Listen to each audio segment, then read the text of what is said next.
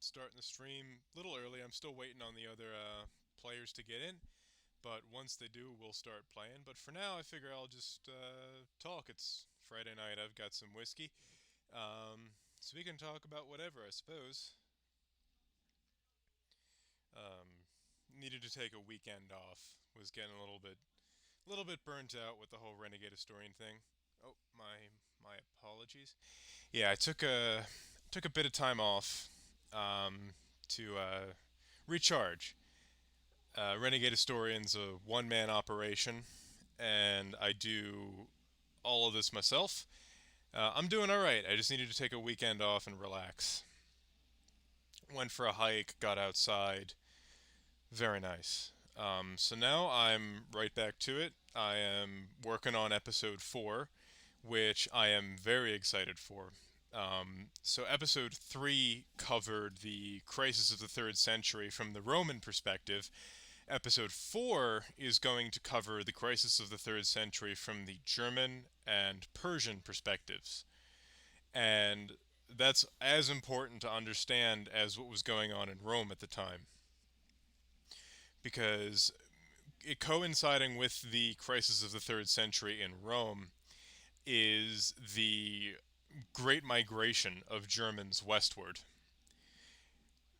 Because up until that point, there were a few Germanic tribes hanging out on the Roman border, but a huge number of them were driven westward, largely due to climate change in the 3rd century. Um, and they went off in search of greener pastures to the west and ran right into the Roman Empire, and it didn't go well for Rome. But then in Persia, you have a movement to make Persia great again, basically. You have the Sassanid Empire rise to overthrow the Parthians, and they wanted to restore the Achaemenid Empire, which would have involved conquering basically the entire Eastern Roman Empire. They came after the Parthians. So the Sassanids um, were sort of a Persian nationalists, I suppose, would be a good way to phrase them. The Parthians were very Hellenized.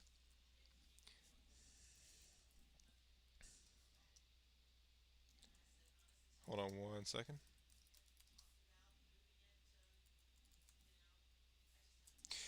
So yeah, the Parthians had been very Hellenized through contact with the Greeks in during Alexander's empire, and then during the Seleucid Empire. So the Achaemenids were sort of a middling bureaucratic noble family who overthrew the Parthians, wanting to restore a more hardline Persian empire.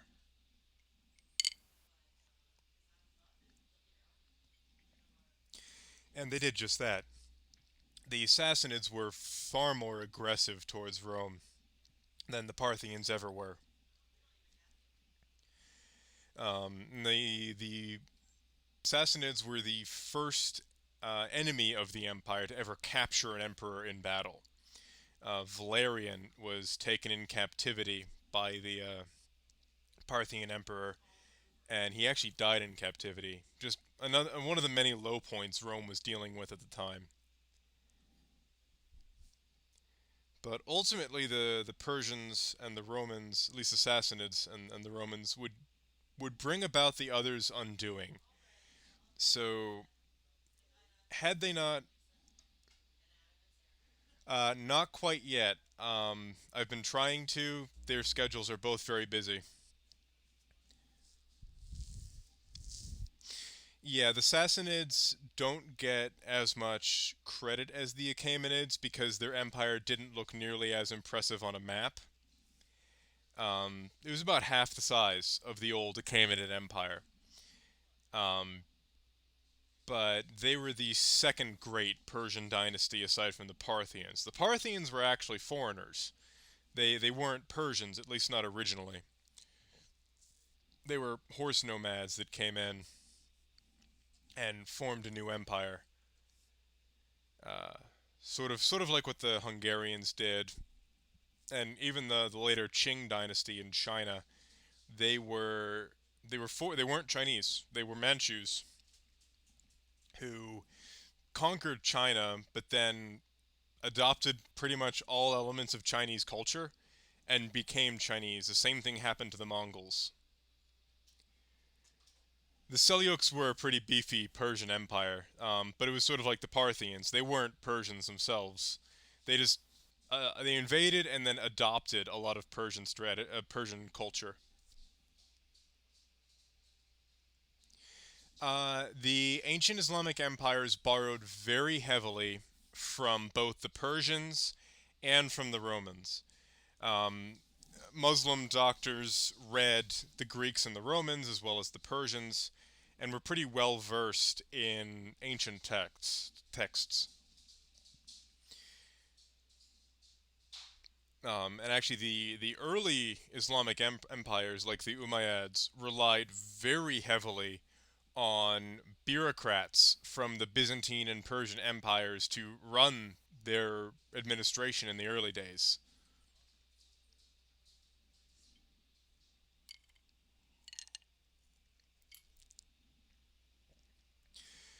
But the Umayyads, they don't spend all that long ruling the Islamic world, really.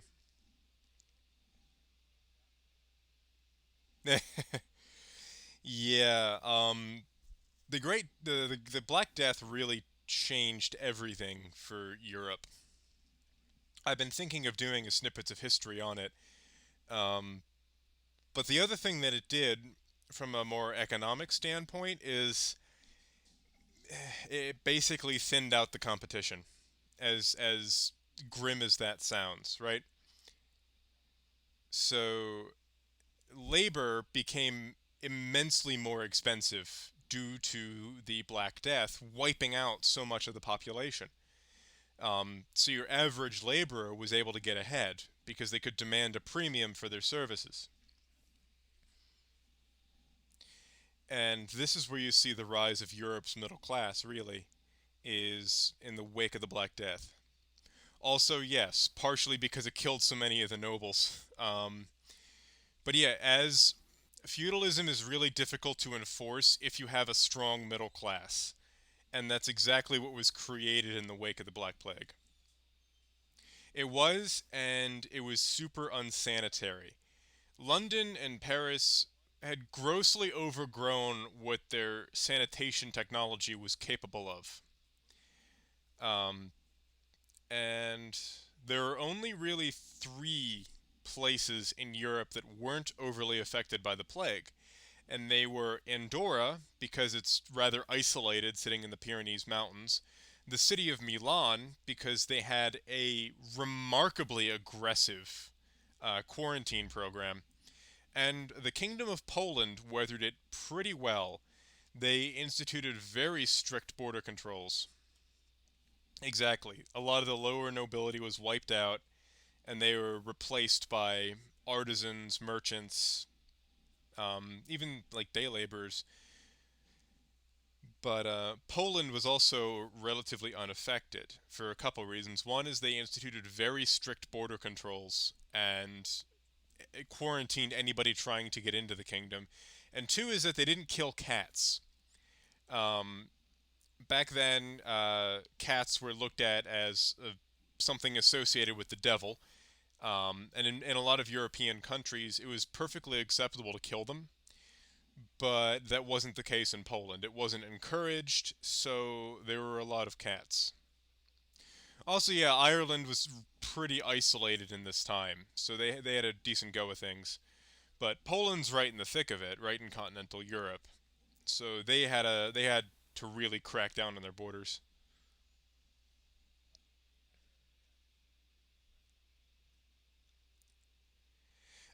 Kind of, sorta. So a lot of trades were passed down. So if your father was a blacksmith or a farmer, you were in all likelihood going to end up doing what your father did because he could teach you his trade. But not everybody wound up following in their father's footsteps. There were people who apprenticed with other lines of work and the like, especially if they were like a second or a third son. Yeah, you're right. That is another thing that made the plague spread to England. But if um, if you were a second or a third son, there was really little chance of you inheriting your father's business when he died. So oftentimes they would go seek a different trade or a different line of work. Um, a lot of spare sons from all across the social classes of Europe wound up in the crusading orders because that was a good way to get some prestige for the family, and you didn't have to be a nobleman to join a group like the Knights Templar. Uh, in part, but it was trade ships that brought it most places. So I think England would have gotten affected eventually because London was a major trade node on the northern coast of Europe. Both the Hanseatic cities and indirectly the Italian trade cities had connections to it. So I think it would have gotten to England eventually. What saved Ireland is that Ireland is extremely isolated in this period, and the only place.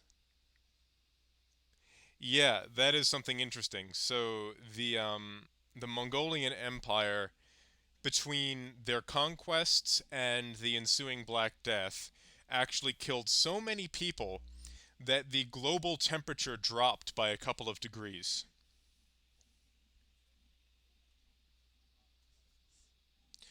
It is truly incredible. The Mongols represented almost a mass extinction event. It was incredible.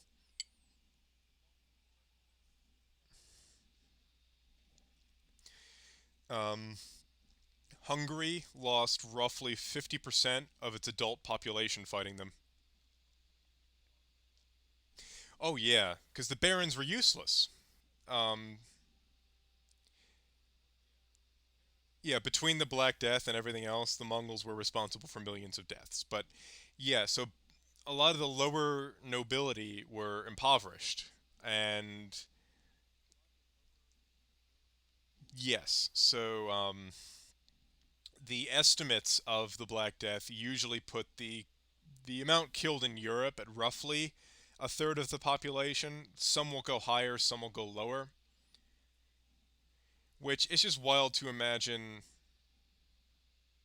Yeah, the Black Death was way more deadly than anything the Mongols were able to do with swords and bows. But still, when the Mongols swept through, you knew it. They left. There was an old Roman saying. It's like they made a desert and called it peace. I believe that was Cicero describing how the Romans waged war. The Mongols, though, broke pretty much every rule of empire. Usually, nomadic peoples don't establish lasting empires like that, but the Mongols lasted for the better part of a century. Um, yeah, no, they relied entirely on bureaucrats from other cultures. Yeah, they made a desert and called it peace. That was more referring to the fact that when the Romans waged war, they played for keeps. The Romans did not fuck around, and they broke pretty much every rule that other civilizations used in their day. The Romans were, yeah. Although if cities surrendered willingly, they usually got let off pretty easily. Sort of like what the Romans did, and that the fear they generated by burning those few cities that resisted made more cities surrender willingly later down the line. We see this with the Romans. They would put one city to the torch so that all the cities around it would see what happened to them and surrender without a fight.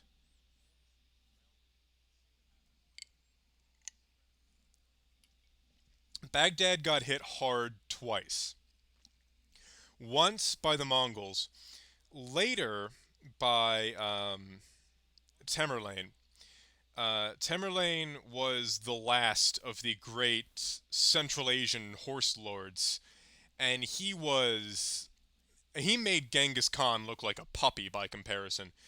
Tamerlane literally built a pyramid of severed heads in Baghdad, which is exceptionally brutal even by Mongol standards.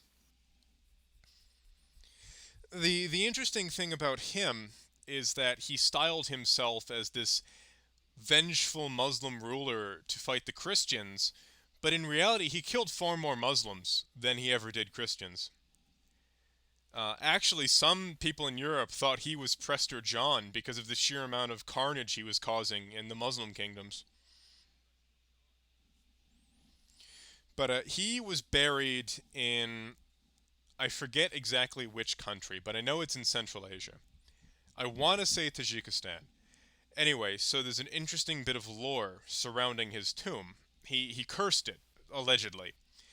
And basically, there was an inscription in the tomb that cautioned that anybody who disturbed his rest would unleash a conqueror significantly worse than Tamerlane. Well, Soviet archaeologists cracked open his tomb in 1940, 41, and then literally a month or so later, the Germans invaded. So maybe there was something to that curse. Kind of. There was a hell of a lot of creepy lore about him after his death.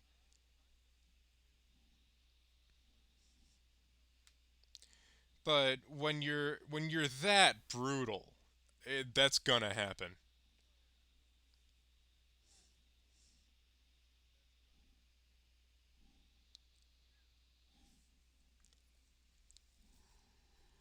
All right, we're getting loaded in here.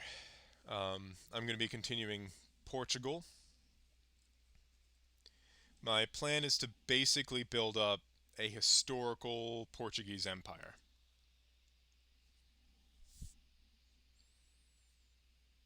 Which might be a problem because the Moroccans are allied to the Ottomans.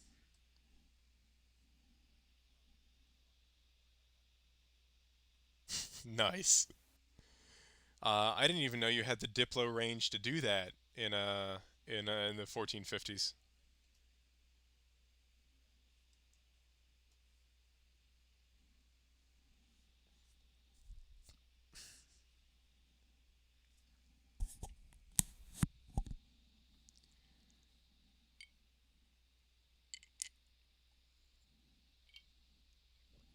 What about OP things? Synthetics? Like synthetic resources in Hoi 4?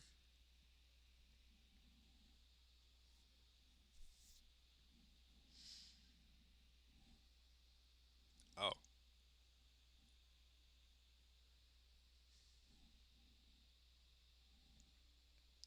Oh, I gotcha. That sounds like a kind of a funny anomaly. I've never heard of that happening before. So yeah, what do you mean synthetics there?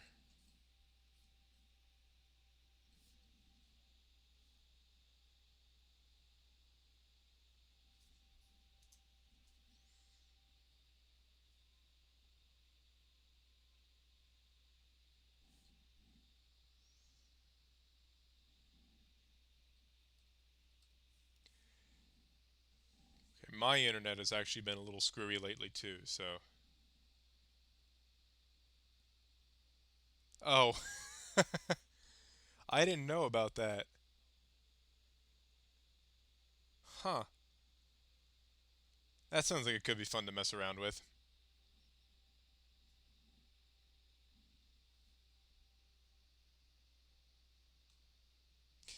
Yeah, that is pretty cursed. Oh lord, yeah, no, they'll screw with everybody. I don't see any comments. You don't worry about it. Oh, here we go. We can start. All right. All right. I am ready when you are.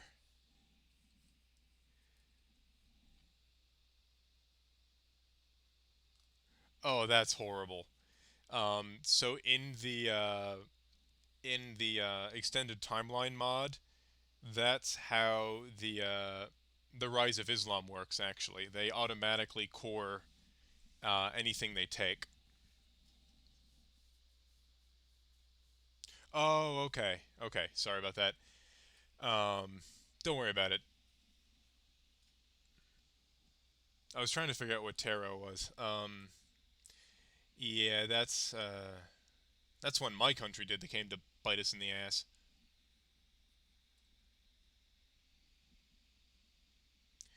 Um,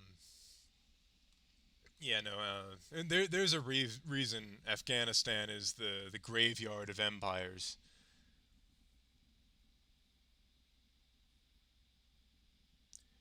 Nobody has ever been able to successfully invade and hold it for very long at all. Genghis Khan just kind of went around it. Alexander the Great was able to, but he didn't hold it for all that long. And then there was a weird Greek kingdom that was established there. Sure thing. I could actually use the prestige. Basically, yeah, though. Jerusalem has. Okay, where do I. Okay, so if you request to share maps, I should be able to give them to you.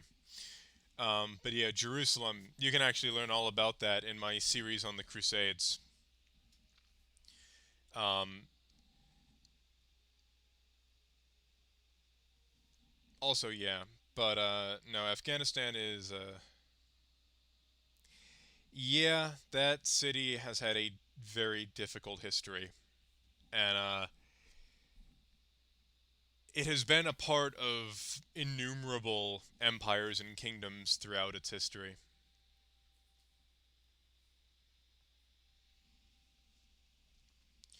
But I did a whole series on the Crusades, and it focuses in on what I think is one of the most interesting periods in Jerusalem's history, which was the Kingdom of Jerusalem, one of the few times Christians were in control of it after the fall of the Roman Empire. And they sort of turned it into, they gave the city a second renaissance, basically, because it was treated very well under the Roman Empire because of its significance to Christianity, but it was not treated all that well because it had very little geopolitical importance to the Muslim empires. It was kind of just a backwater. But when the Christians took it, they turned it into the focal point of a new kingdom. And the city. Yeah, well, Alexander the Great was only able to do it because he crushed their army all in one go. But since the advent of guerrilla warfare, it's impossible. The Spaniards actually figured that one out. That if you know the mountains well enough, you can beat pretty much everybody. Oh yeah, no.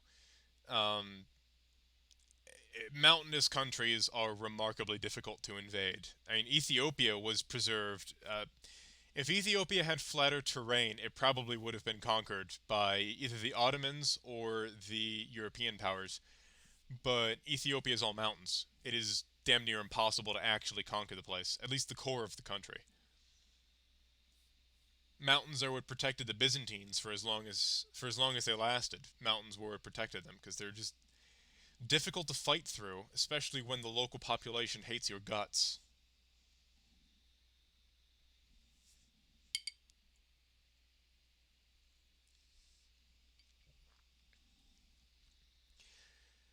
Really depends, I think. Depends on how well you're equipped for either. Yeah, Italy didn't play fair, to say the very least. But I suppose, in a rather barbaric sense, you can burn the jungle down, you can't level the mountains. But the jungle is not easy to fight through at all. And there's way more diseases you gotta worry about in the jungle. I honestly would say it's a toss up. It depends on who you're fighting.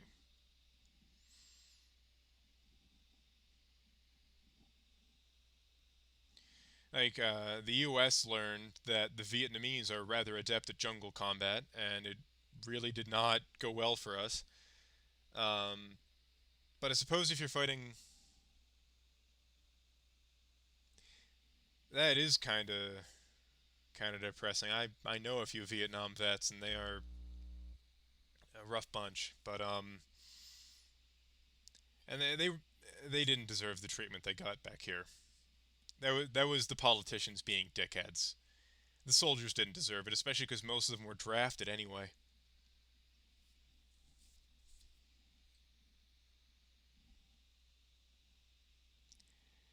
Yeah, no, that was we lost that one partially because Ho Chi Minh did not. Yeah, the we we basically just we kept slaughtering them, but the Ho Chi Minh did not care how many of his own men lost.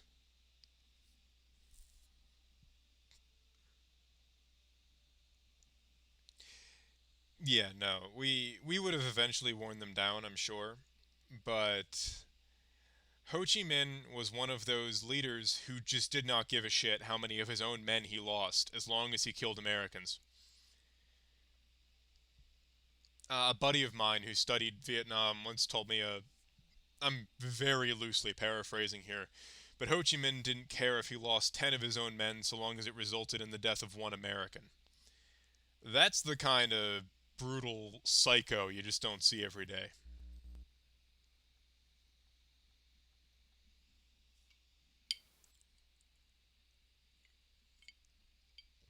Granted, a lot of communist leaders throughout history have had a similar opinion of human life. I mean, if you were a soldier in the Red Army in World War II, you were almost as likely to get shot by the Red Army as you were the Germans, because if the men retreated due to overwhelming fire or something,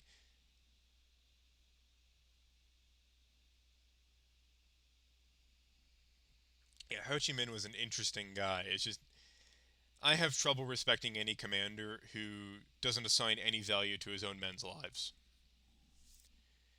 Because they're following you and trusting you to get them out alive, and if you just don't care, you're how good of a commander are you really?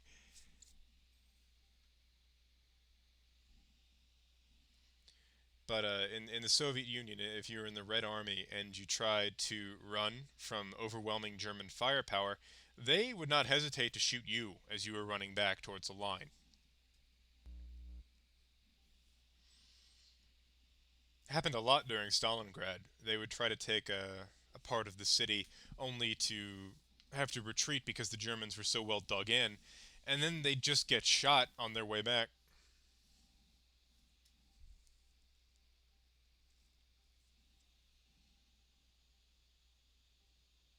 Yeah, I know it's over dramatized, but still, I mean, it did happen. And then you take into account the fact that the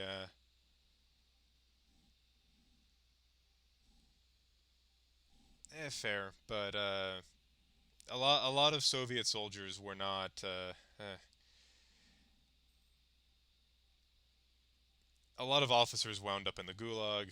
It was let me put it this way: if I had to pick an army to fight for in World War II, it would not be the Red Army or the Wehrmacht. Both of them really sucked to be just a normal soldier in.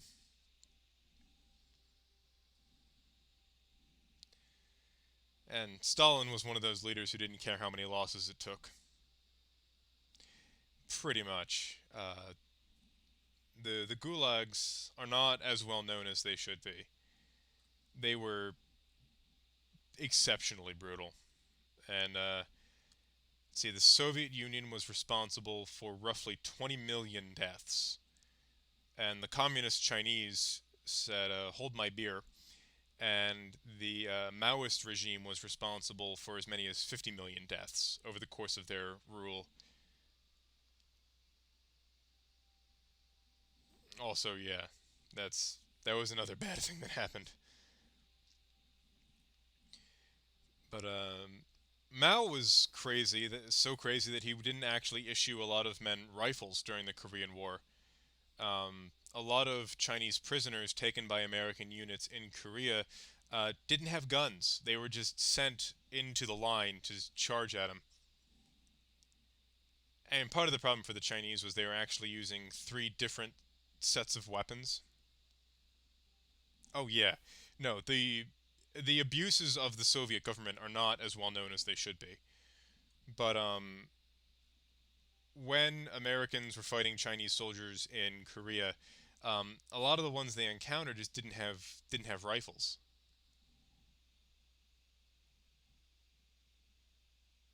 Yeah, no, they didn't count everybody who died. That's for sure. But so part of the problem that the Chinese military faced in Korea was that they were essentially using three sets of weapons. They had old American weapons that were given to them during World War II that were largely captured from the nationalists. They had Japanese weapons they had captured from the Japanese Imperial Army, and they had some Russian weapons that were provided to the communists by the Soviets during World War II. All three of those weapon systems fired different ammunition, one of which was from.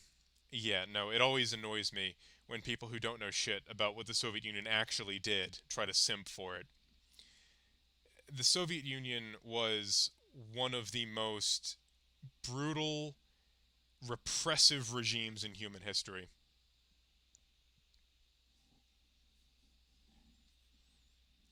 I would say second only to the Maoist China.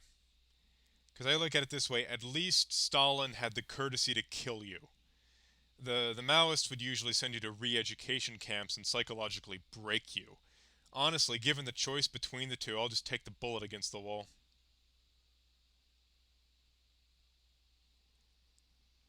Yeah, uh, it's remarkable how resilient ideologies like that are. Just considering the sheer amount of death they've caused, uh,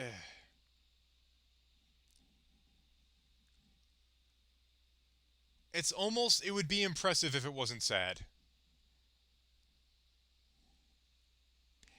Also, yeah, Leviathan is a real doozy if you ever get the chance to read it.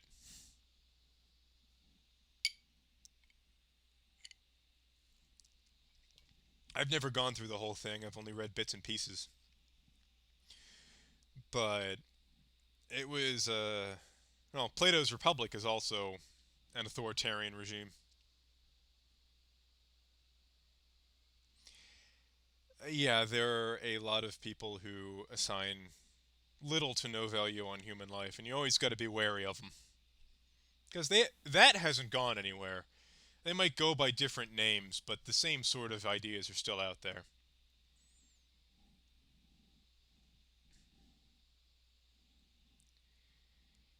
Yeah, I am libertarian by American standards if we're going to talk politics. Yeah, no, because they had no idea what it was actually like. They built up this idea in their heads of what it actually was as this like socialist paradise, and it was most definitely not that.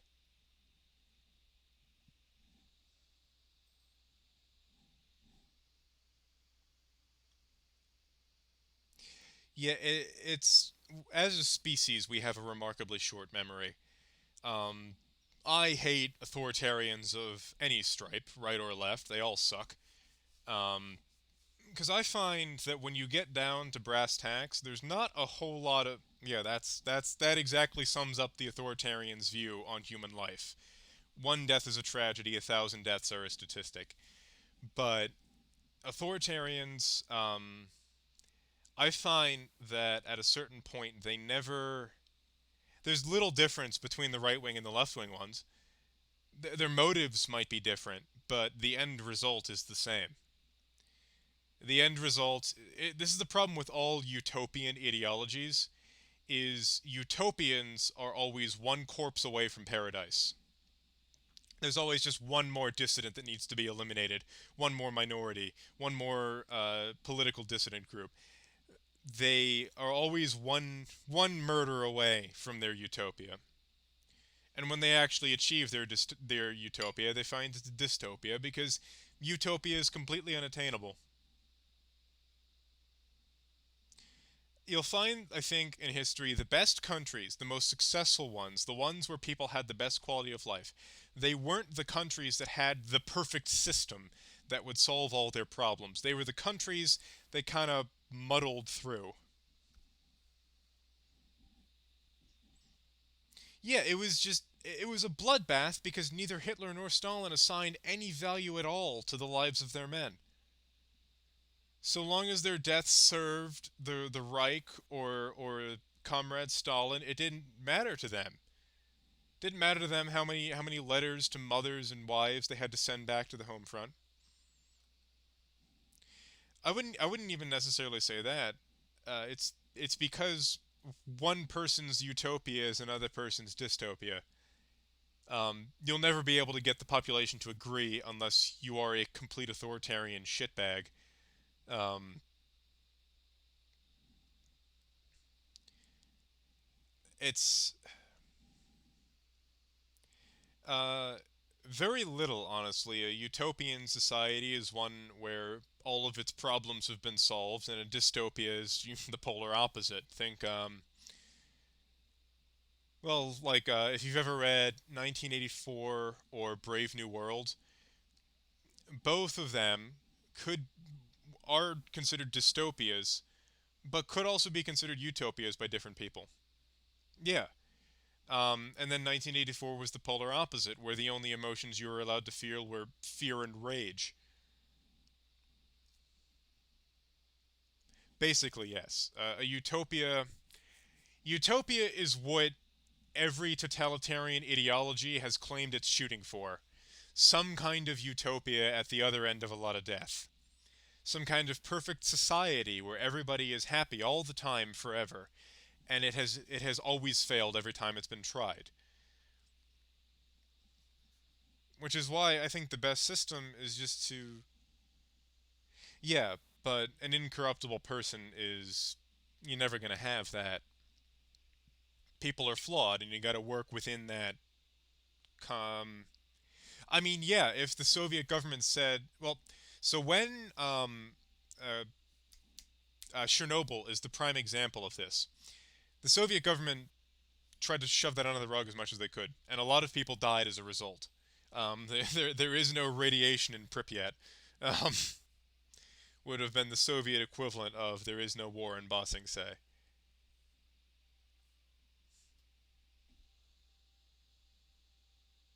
Yeah, no. And the Chernobyl disaster is. I would highly recommend studying it a little bit. Yeah, no, Let It Be is just you let people be. If they're not hurting anybody, it's fine. Just let people be. Everyone just needs to chill out. Um, it is in northern Ukraine. I think it's a bit farther north though. But common misconception: Chernobyl is not. Chernobyl was the name of the reactor, not the town. I think it's actually in the game. Maybe not. Okay, yeah. So what happened with Chernobyl was it was a poorly built reactor that blew up. Basically, it had a catastrophic meltdown, and it released a radiation plume that affected all of Europe. Like I think even places like Iceland had heightened background radiation levels for months after the fact. Um, the entire town of Pripyat, which was near the reactor. Okay, yeah, I might be a bit wrong there, but it is north. It is definitely north of Kiev. But all of Europe suffered from a major radiation plume that affected the entire continent. Yeah, I don't think the rest of the world would have known about it otherwise. It was horrific, and I watched it. I actually watched a documentary about it. I learned about it in high school actually, and it was a really good documentary, which actually interviewed some survivors of the incident. A lot of women in Pripyat who were pregnant at the time miscarried due to radiation exposure, and the rates of cancer spiked sharply. And then most of the firemen and soldiers who were responsible for the evacuation of the town wind up dying of radiation sickness, which is hands down one of the worst ways to die. I did not know that. I know that the coffin they built around it is breaking down and they actually have to build a new one.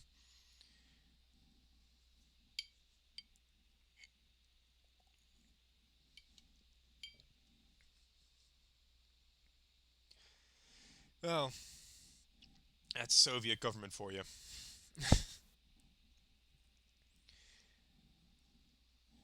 They never particularly cared about the lives of Ukrainians. The Holodomor proved that.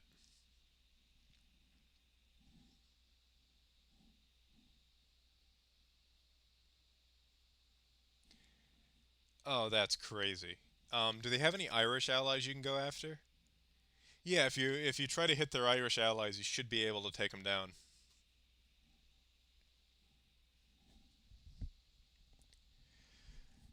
Um, there were a few causes to it. Yeah, no, they are. It's an enormous structure that they're building around it. I would have to do a bit more research to refresh my memory on the Holodomor. I learned about it a while back, so I haven't studied it in a while, so I will have to refresh my memory. I gotcha. So next time on Sunday, I will have a bit more for you there. But basically, a whole bunch of Ukrainians starved because of Soviet mismanagement.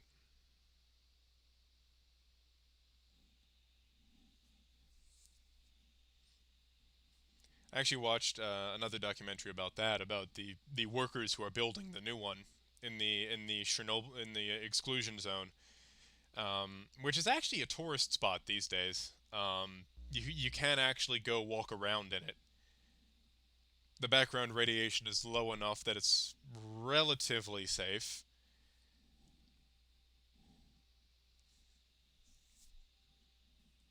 I don't think I would. Very nice. Yeah, no, you should be able to handle them. But yeah, I don't think I would go to Pripyat as much as it would be cool to see. Also, yeah, you do need to get some special permits to they don't just let you walk around willy-nilly, but you are allowed to go visit, which is just crazy to me.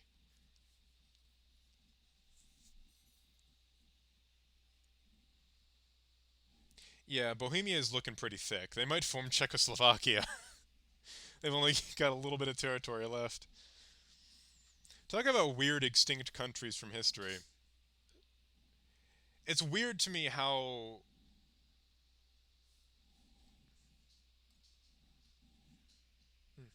anyway, it's weird to me how countries like that existed until relatively recently, honestly. Like Yugoslavia only broke up in the 90s, but it feels like it's been gone for a lot longer. That is one of that is a very interesting historical question. Yeah, Poland has disgusting borders right now, but that is an interesting thought, and I've spent a while thinking about that one. And if Kennedy had lived, um, if Lincoln had lived, you probably see Reconstruction being a lot more clean and a lot less nasty. Yeah, it was kind of a made-up nation. Um, but if Lincoln had lived, Reconstruction probably would have gone more smoothly. You probably see. I'm not going to say that there wouldn't have been, but you probably see what became Jim Crow laws much softer than they were historically. Um, yeah, that's an interesting historical thought experiment. Another one I like is if Kennedy had survived. So Lincoln is largely responsible for the end of slavery in the United States. Um, he actually, when he was elected, didn't intend to trigger the Civil War, but states started seceding under fear that he would abolish slavery. South Carolina was the first, and then a bunch of other. Yes, he was. So then a bunch of other states break off. War starts. He leads the nation through the Civil War, which is a very interesting chapter in American history, and one especially for me living in Maryland. My state was right on the line. I mean, yeah, but most people were racists like back then. But my state was right on the line, and Maryland was one of the few states that actually had units on either side of the war. There was a Confederate infantry from Maryland, and then a Union infantry and cavalry from Maryland. Um, yeah, after the war was lost by the Confederates, you have a lot of people who were very nostalgic for slavery and wanted it back, and were pretty darn salty that they had lost horribly in the war. So John Wilkes Booth shot him at the Ford's Theater, and then ran out. And actually, interesting tidbit about there: when Booth jumped out of the window of the theater to escape, he broke his leg. He then went to a doctor whose surname was Mudd, and Mudd treated his broken leg, technically aiding and abetting the assassin of the president, but Mudd didn't know it at the time. So afterward, Mudd's practice went under because nobody wanted to use go to him for medicine, and that's where the phrase "your name is Mudd" came from. Yeah, the South, um, the Civil War eventually became just a war of attrition, really. And the South did not have the material or the manpower to stand up to what the Union was able to bring to bear. They didn't have the infrastructure, they didn't have the factories, they didn't have the men.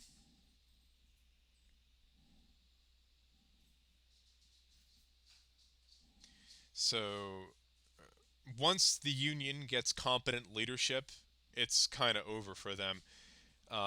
The main reason the Confederates did so well early in the war is the Union was being led by a bunch of idiots.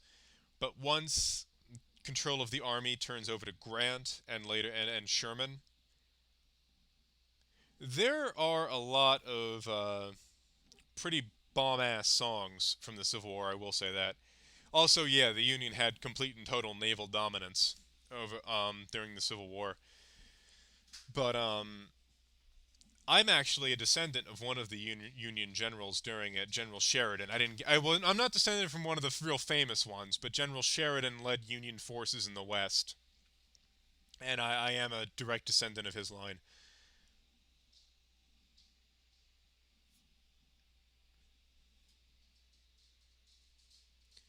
But there were a lot of bangers.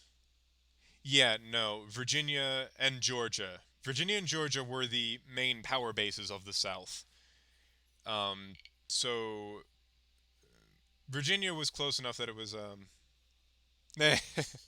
maybe so. There was a lot of epic facial hair back in the Civil War.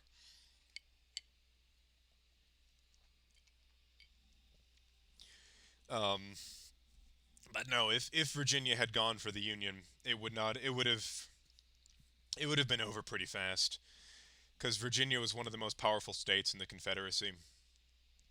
Texas wasn't then what it is now. Texas was very sparsely populated.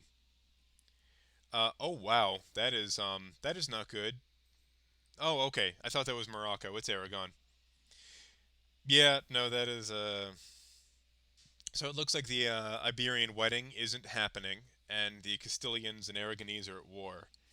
So yeah, Texas provided weapons, but Texas was pretty sparsely populated by the time of the Civil War, so it really wasn't the powerhouse it would later become. But yeah, Georgia and Virginia were the dual power bases of the Confederacy. Yeah, no, DLCs really make things kind of spicy. But where was I? It can still happen, but what are these two fighting over? Okay, the Castilians are trying to take them over by force. Yeah, Texas became one of the most powerful states, and honestly, you see this shifting of American power westward throughout its history as the West is filled out in its population. Um, but in the Civil War, both the Union and the Confederacy had basically two states that were largely their power base. The Union's power base was largely in Pennsylvania and New York, and Virginia and Georgia were that for the Confederacy. And yes, without Lee and Jackson were incredibly capable generals, and without them, the Confederacy would have been obliterated. But the other reason they did so well is the Union was led by idiots until Grant comes in there.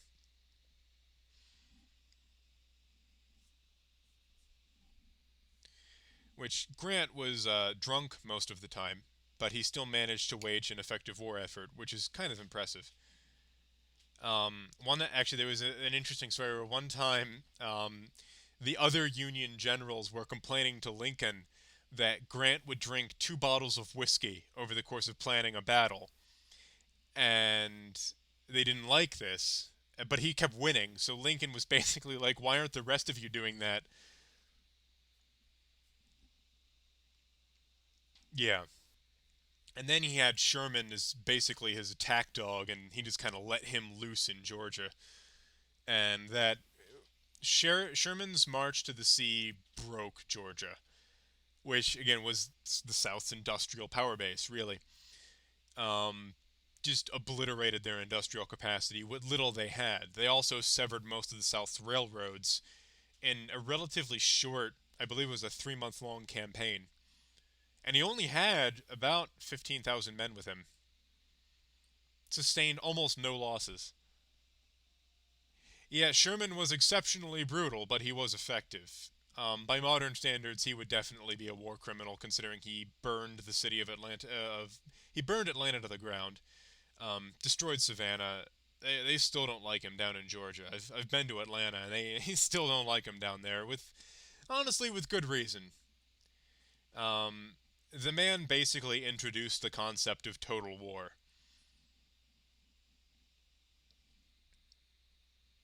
That he was one of the first generals to actively hit civilian targets with military force.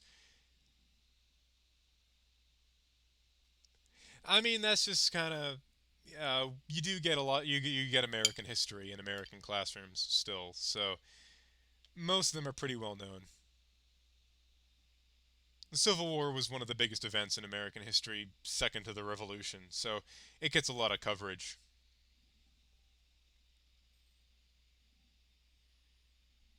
And being from Maryland, my state was at the heart of both of those. My state was one of the original 13 colonies, and we were split down the middle during the Civil War. Literally, Maryland's called the Old Line State because it was the historical dividing line between the North and the South. And culturally, it has always kind of been a mixture of the two. I can tell you, you go down to the eastern shore of Maryland, you can see some good old boys like you would see in Georgia or Kentucky. But if you're in Baltimore, you're basically in any other major northeastern city. And then if you go out into the mountainous western part of the state, you're basically in West Virginia.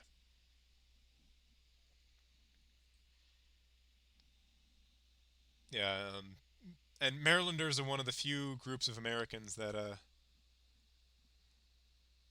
yeah, I don't know how they manage that, but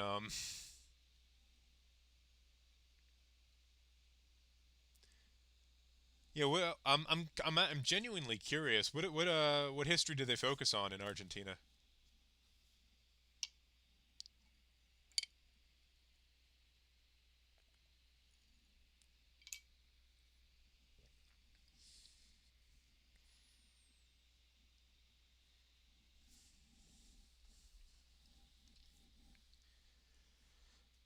I gotcha. I mean, it makes sense, but sorry about that. Blew my nose right into the mic. That was bad. Um, that is interesting though. Most American history, you spend a lot of time on the Revolution, you spend a lot of time on the Civil War, and then a lot of time on World War II.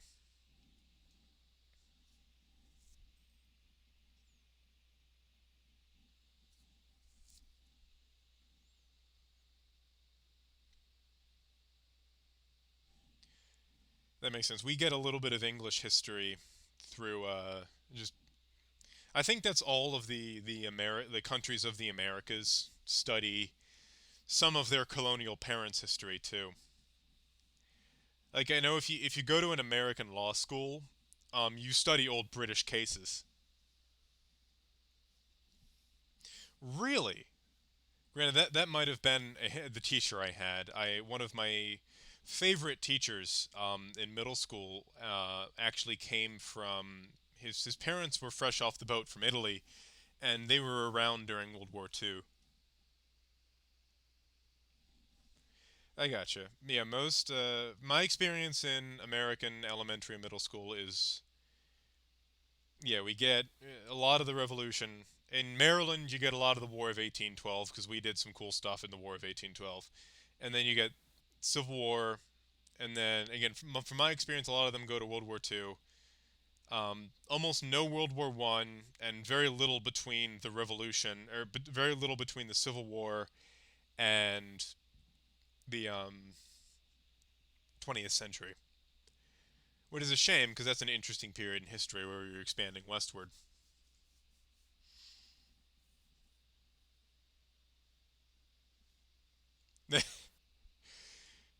We get a few figures like that in American schools.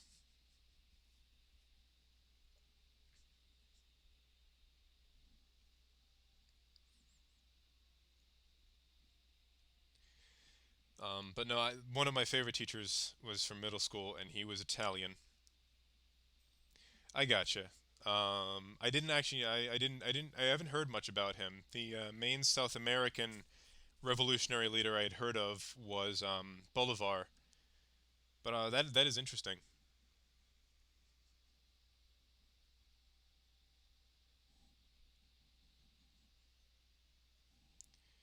Yeah, America. We don't do a very good job of teaching the history of the other countries that share the Americas with us. The only time we'd ever studied, yeah, the natives always get the raw end of the stick in American history. But I gotcha. I'll have to do some reading on him. I haven't heard of him before, but no, that is real gripe I have with the way American schools teach history. I have many gripes, don't get me wrong, but one of the main ones from my experience is that we didn't learn a whole lot about the other countries of the Americas. Yeah, no, we only really hear about Mexico a little bit and Canada, and we only really hear about Mexico in relation to the United States, essentially the Mexican American War, and then that's about it. That's about all the Mexican history I ever learned in middle school. Oh, that is always a sad story.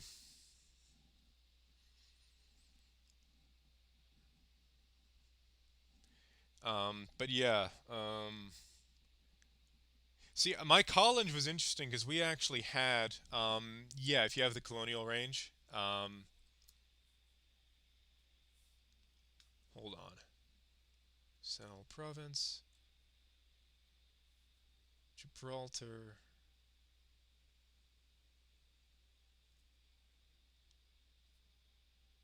Okay, it still says it's too far away for you to make into a core. I'm sure once we start getting colonies, that shouldn't be a problem.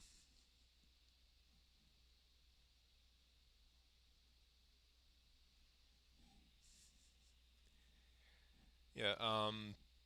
And this is actually something I've found is because of the size of the U.S., different sections of the country will focus on different periods of its history. Like we get a lot of revolutionary and colonial history. Yeah, just let me know when you get there, and I will sell it to you. But no, in Maryland you get a lot of revolution and a lot of War of 1812 and a lot of Civil War because Maryland was involved in all three of them in a big way.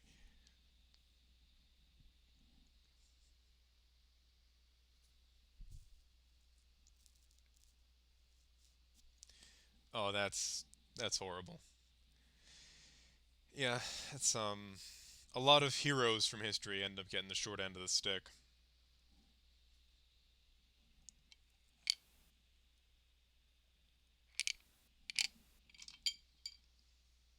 Hmm. Where is his house? I've been to France, but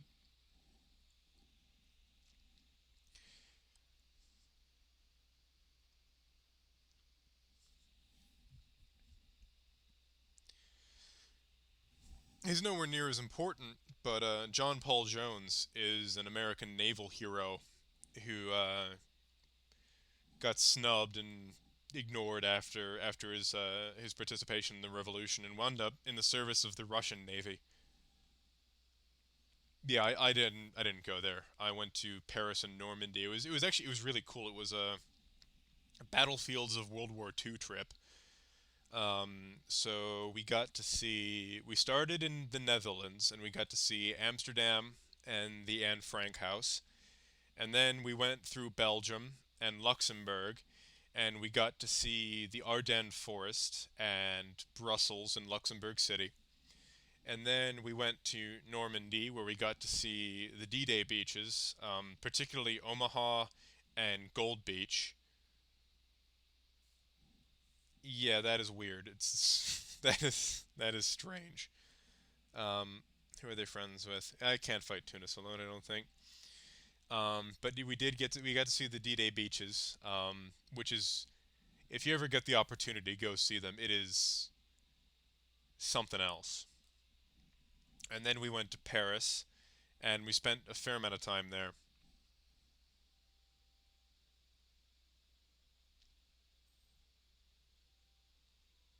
Hmm, that is interesting. I'd be willing to bet that was in the initial German invasion.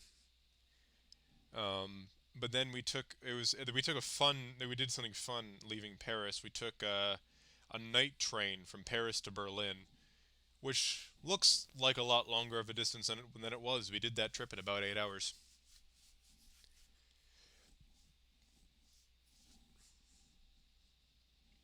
and then we finished up in Berlin and went home.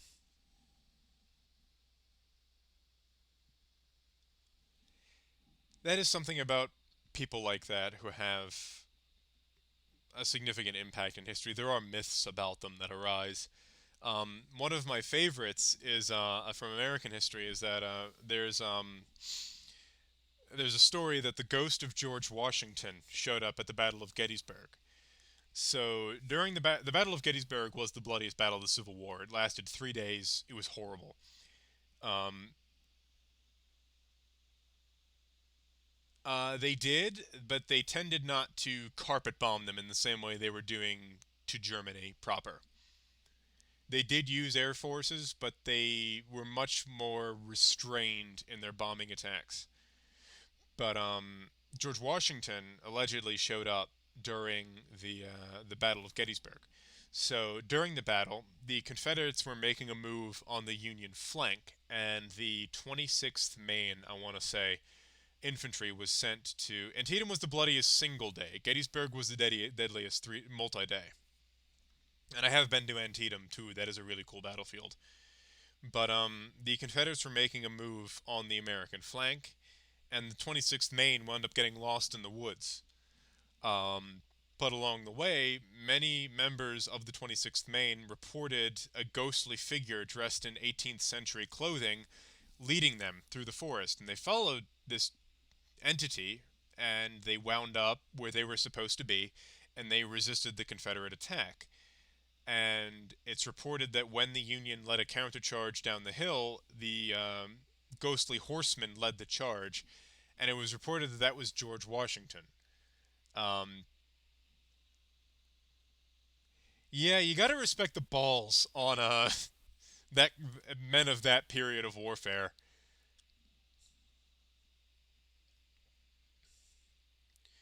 But I have been to Antietam, and that is definitely worth going to if you can. It's out in Western Maryland, and every year around Christmas time, they have a vigil where they light a candle for every man who was killed during Gettysburg. Oh, I have a decent air.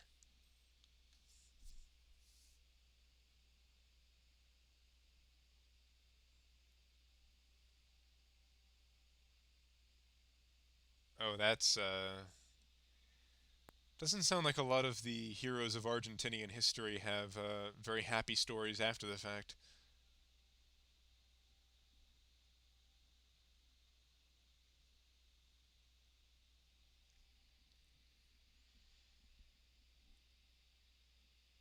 Hmm. Yeah, that is pretty grim. I don't know as much about South American history as I would like to. My college had a South American history expert. Actually, he's one of the only ones I've ever met. Um, Interesting guy, Professor Pinio. I never had the opportunity to take a class with him. My focus was East Asia.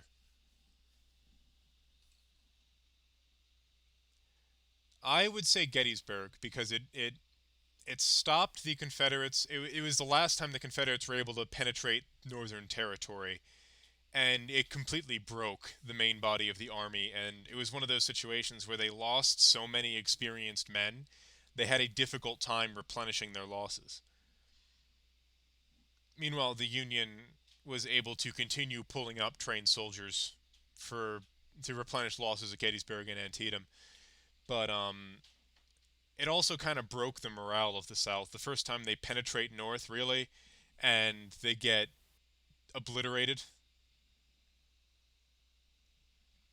Jackson did die there. That I think Gettysburg, honestly, but there's you could make a couple arguments. I mean,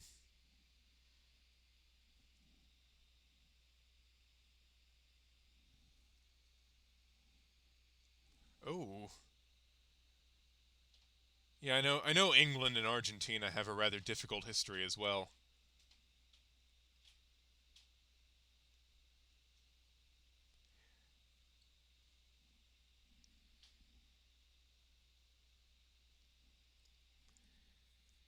Reminds me a little bit of Irish history, actually. The leaders of the Easter Uprising, most of them got shot in Kilmainham jail.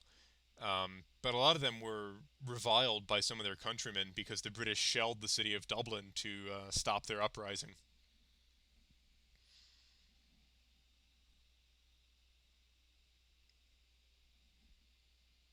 But yeah, Parnell and the other leaders. I mean, that's what you got to do as England, especially during this stage of the game.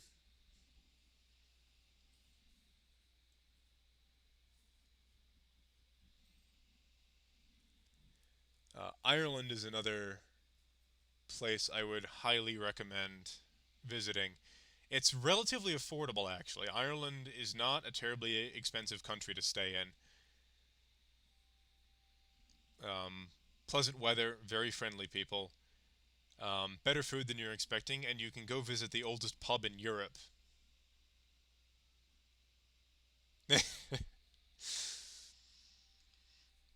Yeah, it is another interesting thing about the Irish uprising is that most of those guys fought at Gallipoli before.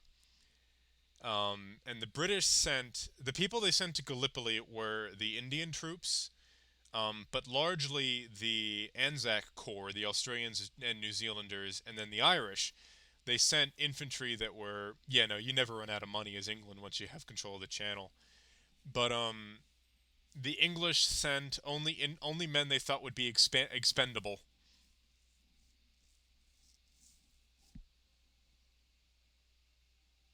Hmm,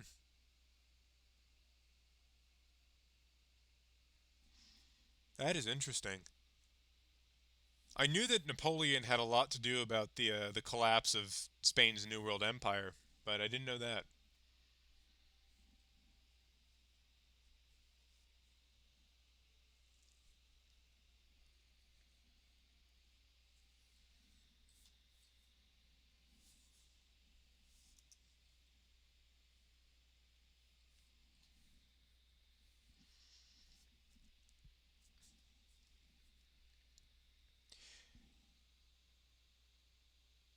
Nice, very nice. Yeah, the American Revolution just seems so brazen in comparison to a lot of the rest of them, which is kind of in character. But this early in the game, that's impressive. I gotcha. Yeah, no, that was. And then Napoleon set his brother up as the king of Spain, which I don't think helped the situation.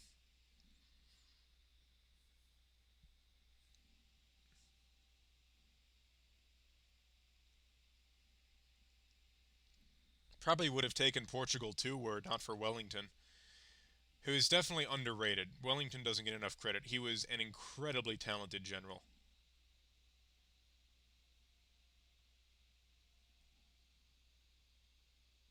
Hmm. Actually, that phase is where That is incredible.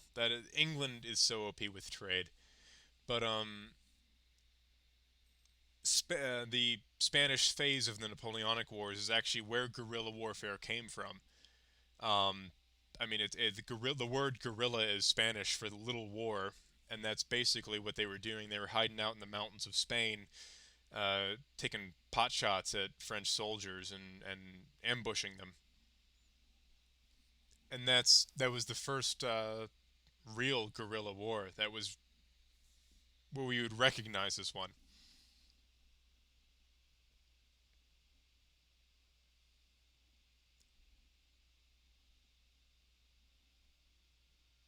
Yeah, no. The French overextended themselves in two directions because they Spain was a lot more difficult to control than Napoleon had counted on, and he severely underestimated what both Winter and the Russians were willing to do.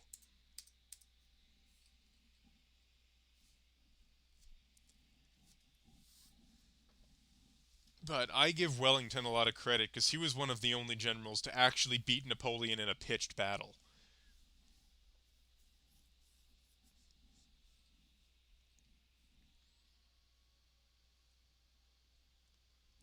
Yeah, he got a little overeager.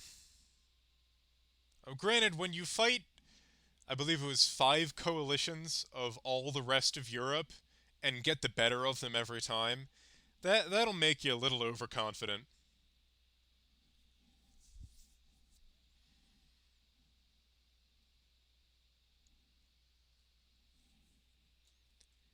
But yeah, Napoleon really overextended himself very quickly.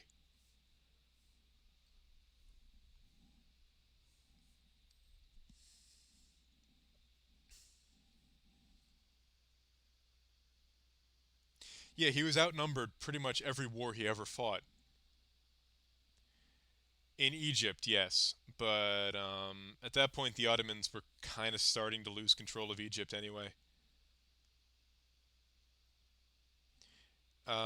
Yes, and then there was also a Prussian general Blucher who played a significant part in Waterloo.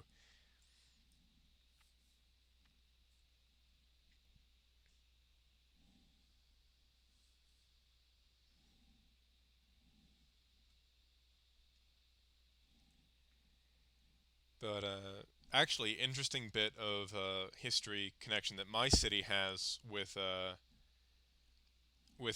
Napoleon. Napoleon's brother actually married a woman from Baltimore. I'm blanking on her first name, but she was a member of the Patterson family, and there's actually a park in Baltimore named after them called Patterson Park. And Napoleon's brother's body is buried here in the U.S., but his heart was carved out and sent back to France. Blucher was important for the he gave significant cavalry support to Wellington during Waterloo. But yeah, no, that at that point the Ottomans were a dying empire. Yeah, we can bump that up if you want.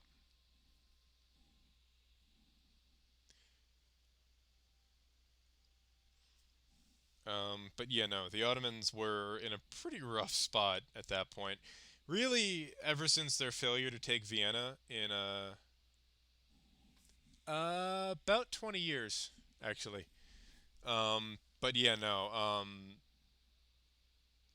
The Ottoman decline really begins when they fail to take Vienna in 1698, I want to say. Um, so yeah, when they failed to take that city, the Ottoman army kind of broke.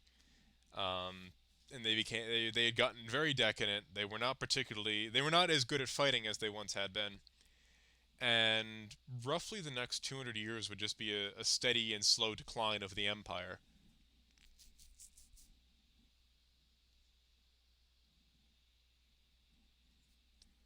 It's remarkable to me how long the Ottomans were able to hold on, considering that things were going against them.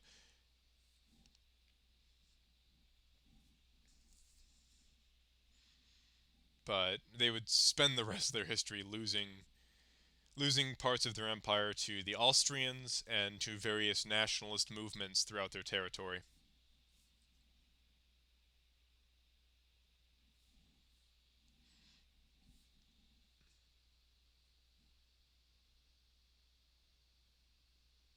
Yeah, no, the early Ottoman army was incredible. It was one of the most advanced military forces of its day, and remarkably well organized and very efficiently run.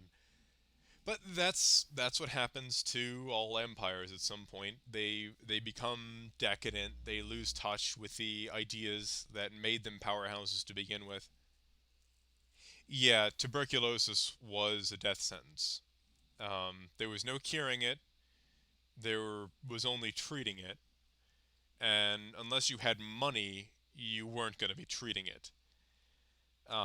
If you were living in a very arid climate, and a very cool climate, so like up in the mountains, you would typically last a little bit longer, but it was a death sentence. Typically, the hotter and more humid the place you were living in, the more quickly it killed you, because you had to work harder to breathe. But here's the wild thing about tuberculosis: it can actually lay dormant in your system for decades, and your immune system will do a fine job of fighting it off. So, like, you could be infected with tuberculosis in your 20s or 30s, and then it won't show up until you're in your 70s and your immune system starts to weaken.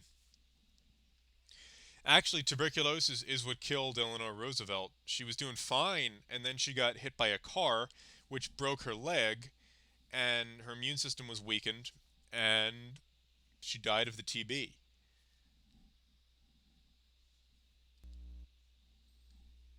But no, it was a death sentence. And even today, it's not an easy disease to treat. Even with advanced medicine, you basically have to be in quarantine for 6 months.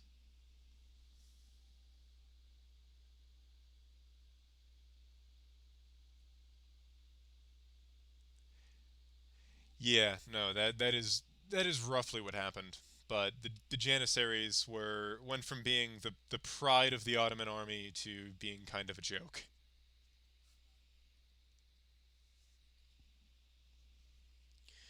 Um, and really, TB, yeah, no, that is such a sad story. Really good story, but really sad one. But yeah, so what you'll find is a lot of people get exposed. Very nice. I'm a little bit behind in tech, but a lot of people have gotten exposed to TB throughout their lives and don't even know it until their immune system starts to weaken, and then it gets to them when they're old. The scariest thing about that one is because it's a bacteria, it's developing antibiotic resistance. There are already several antibiotic resistant strains of TB around the world that have effectively become untreatable again.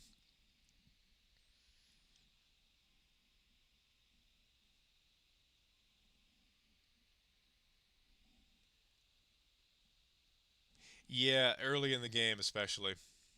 Although, interesting thing about Spain historically is Spain actually had the most advanced medical facilities available in Europe. There's actually down in Florida, there's a Spanish military hospital, and there the survival rate was in the mid 70%, and compared to the average American hospital of the day, oh yeah, pneumonia's awful. My sister gets it fairly frequently. Um, Lung diseases in general are a horrible way to go. Um, but TB is one of those diseases where you watch yourself wither away.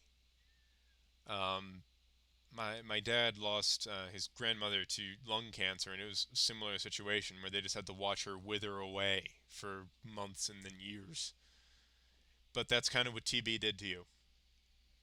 You would just get weaker and weaker and weaker over time.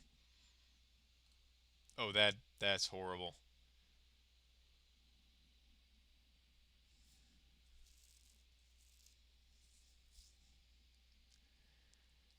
Yeah, no, lung diseases are something.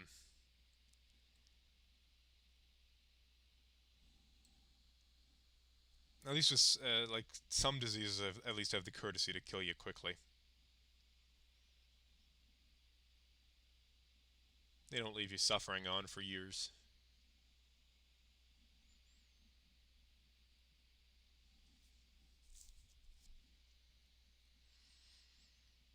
Lost my grandfather 2 years ago to brain cancer, and that one snuck up on him.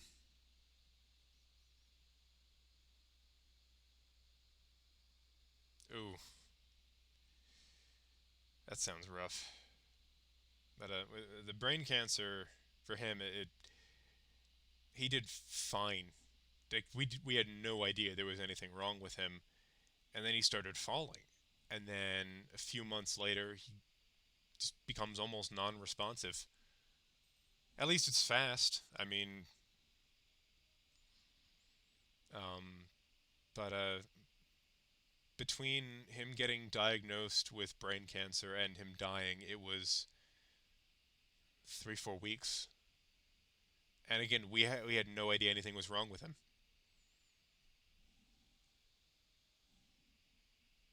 The problem with brain cancer is it doesn't really start showing any symptoms until it starts putting pressure on parts of your brain that affect like motor control and memory.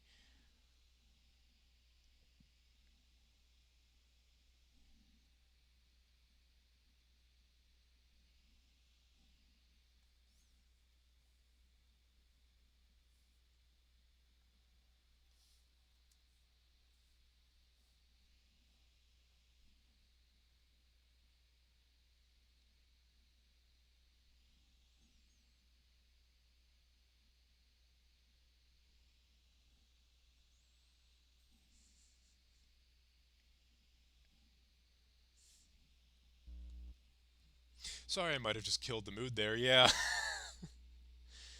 um, but back to Spain's medicine, which was remarkable for the day. Um, they were one of the first countries that you actually needed a license to be a doctor, which was a very novel idea at the time. Um, in America, you didn't need a license until 1910, and they also routinely disinfected their surgical tools and other equipment, which again was a novel idea at the time. Very few people actually did that. Yeah, yeah. Even if the Iberian wedding happens at this point, um, they're gone. Castile will eat them. And Navarre's Castile. So Castile is definitely going to form Spain. But you still got Granada down here clinging to life.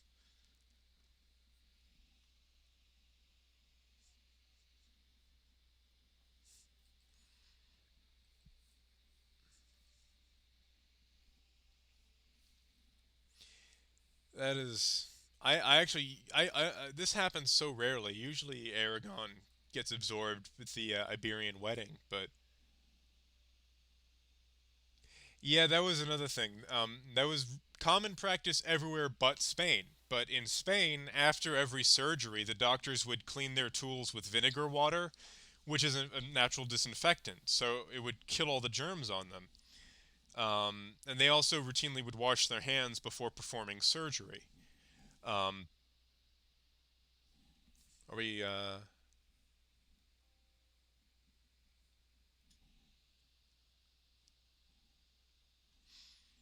Um, but they also use this really interesting wound pack that was all natural. So they didn't need to cut you back open to take out what they packed your wound with. It would just get absorbed into the body. And the craziest statistic I learned about this hospital is they could perform an amputation in 5 minutes, which is insane. But yeah, they could. You would go in and in 5 minutes it'd have your arm off.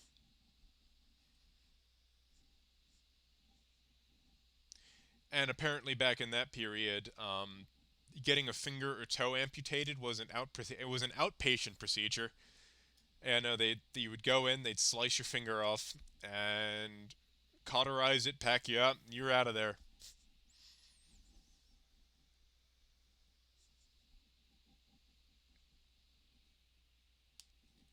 Okay, there we go. Iberian wedding just happened. Not that much matters. And Aragon just got some territory back.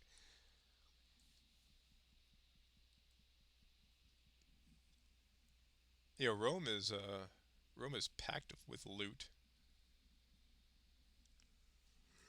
Looks like Naples broke away. Nice.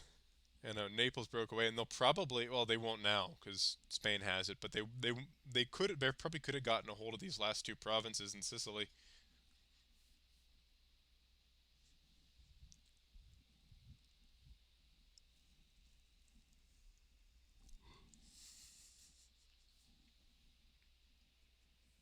Oh wow, that is a lot of money.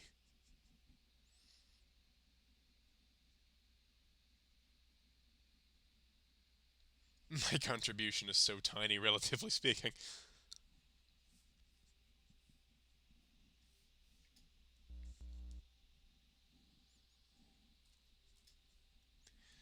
Moscow is taking their sweet time out here, but Novgorod doesn't have any friends, so I think they're as good as done.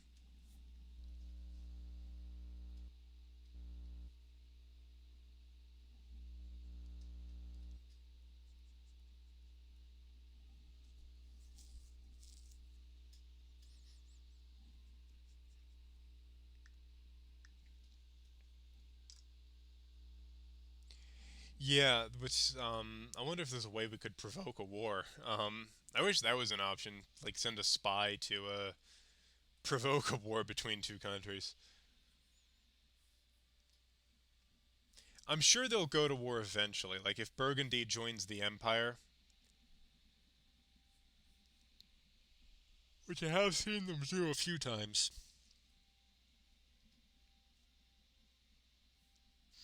Sorry, I'm tired. Bit of a long week at work.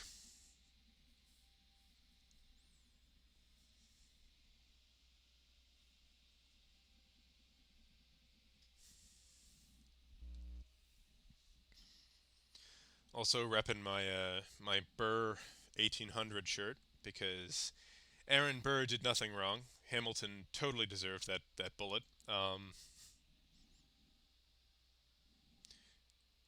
One thing you learn if you study the American Revolution is that Alexander Hamilton was a colossal jackass.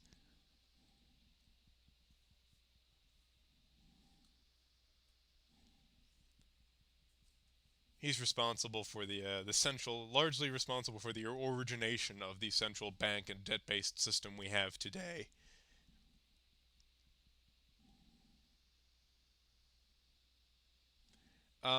Yeah, I should be able to. How many I've got three heavy ships and a few light ships, but I can help you. Let me just get my navy all in one place.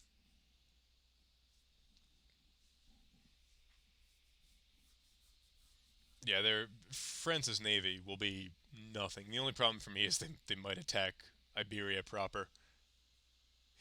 Uh, it is until it isn't. Um, I study the markets. It's a mess out there, and honestly, I wouldn't be surprised if this system had a real serious collapse in our lifetime.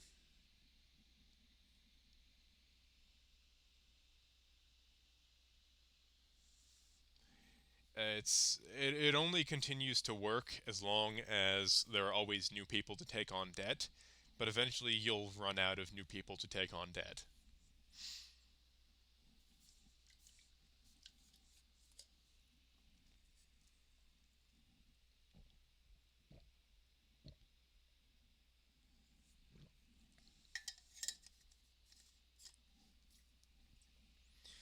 But Aaron Burr did other shitty stuff.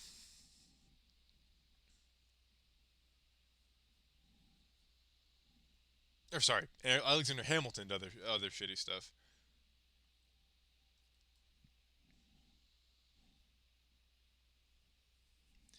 All right, there we go. All right, this blockade should go pretty smoothly.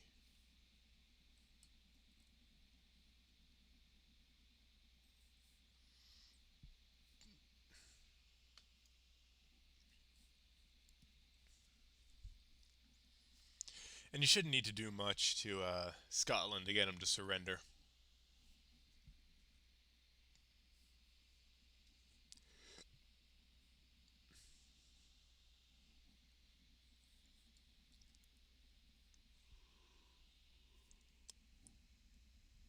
Oh, sorry, big yawn.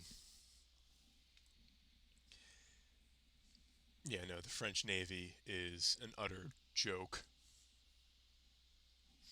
Yeah, as long as so I think I can't. As long as they don't let them pass, we're fine. Because my army will get obliterated if I have to go up against France directly.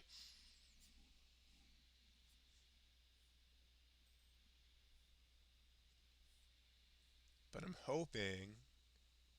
Okay, Castile rivaled France, so they're not letting them through.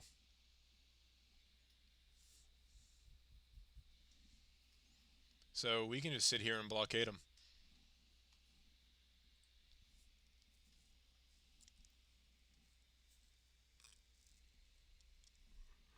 Early game sieges take so long.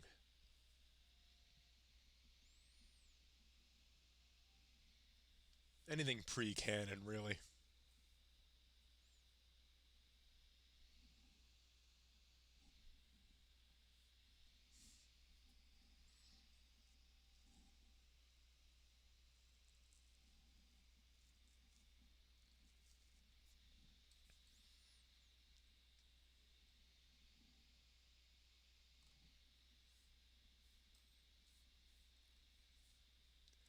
One thing I have noticed about a lot of these games is that the Mamluks get super beefy, and they're still hanging on.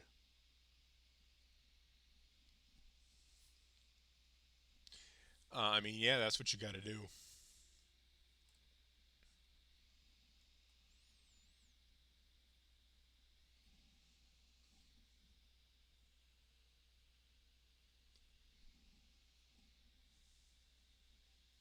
I usually find once you get control of Scotland and start dominating the North Sea, nobody's going to stop you in the English Channel.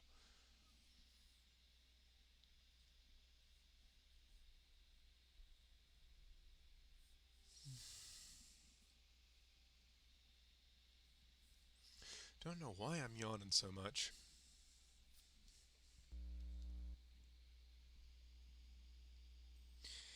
Yeah, that is probably the weirdest outcome I've seen them do is Mamluk Australia. Um, every once in a while, though, you see them colonize it, and every single time, it's like, is that okay? That's weird.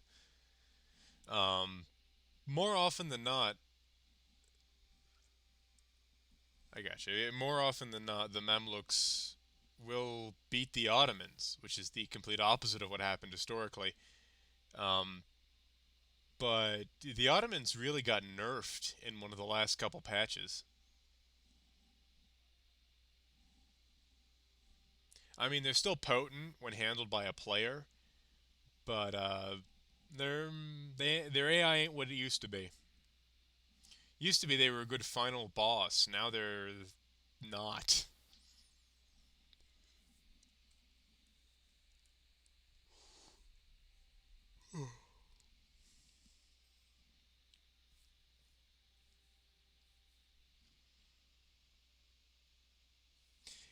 Yeah, every once in a while, they'll actually do something. But oh wait, the Byzantines are still alive.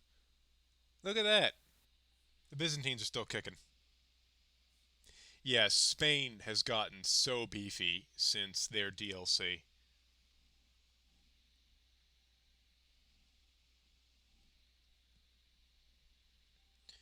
And France has always been kind of the final boss of Western Europe. Although sometimes I'll see them get nuked by Austria these days. Ever since the Emperor DLC, Austria has been a serious powerhouse, and I've seen the Austrians take over Paris in a few games recently.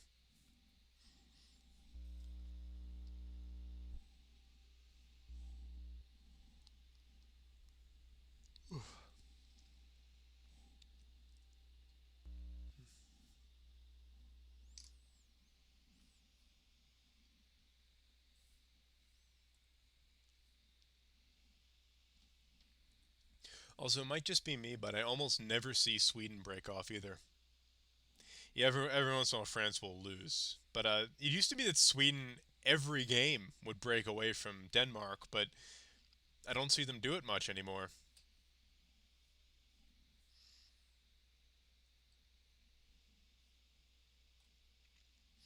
They can. It's hard because so much of their development is concentrated up here.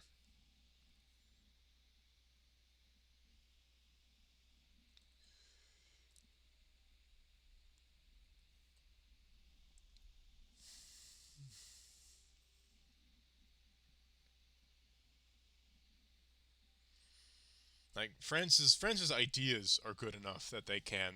They probably have the best idea set in the game, except for maybe Prussia. But they have a hard time if you manage to take Paris from them.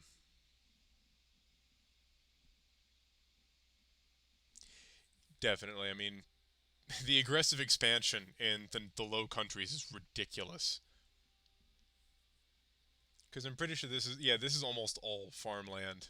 So yeah, these end up being some of the most highly developed provinces in the entire game.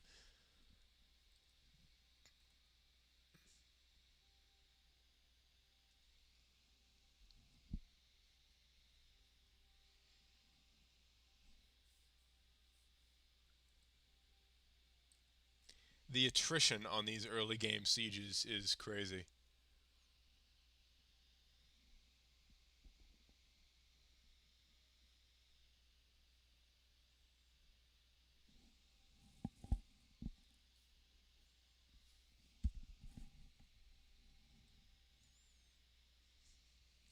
Hungary, speaking of development, Hungary is actually a good one if you want to play tall.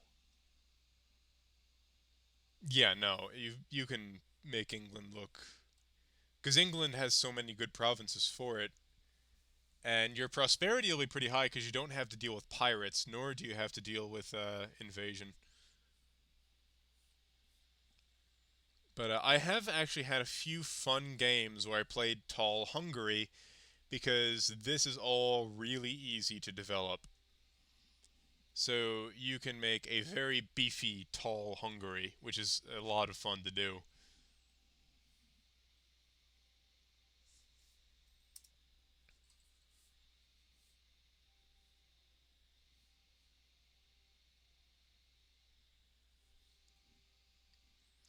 You won't end up being like a global power, but you will be a very strong regional power. The real problem with Hungary is they have a lot of great provinces, or at least the potential for great provinces. They're just surrounded by Poland, Lithuania, Austria, and the Ottomans, so they really have to be aggressive and stand out if they want to. Nice. I mean, you can definitely manage that.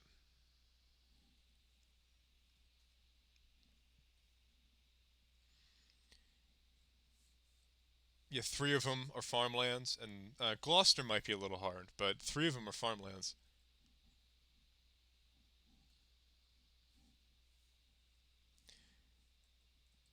Portugal only really has the southern part, and then Porto that's worth developing. Because highlands, hills, and woods, not really worth it.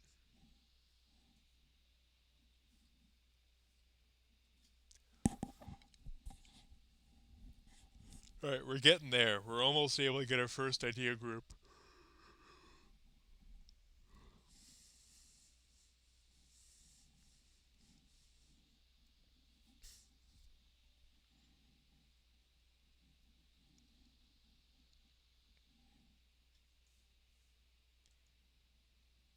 I find that these two are some of the hardest forts to siege in the early game. Uh, I mean, I don't know why you would. Glamorgan and Carmarthen are they're relatively easy to develop. I can see it with Gwynedd and Montgomery.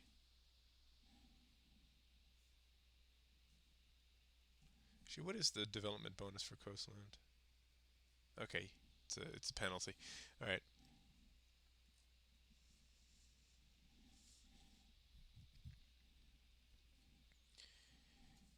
I'll say what's real wild if you ever find yourself in the UK is the Welsh language channels.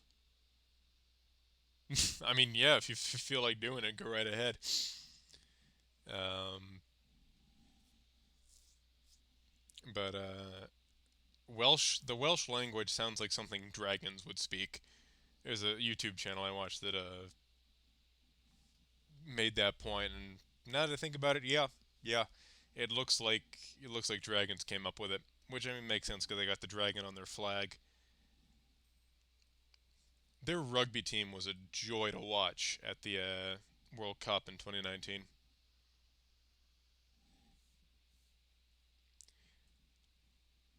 Ayrshire. I mean, it's pretty far from their best province. They should dump everything into Lothian.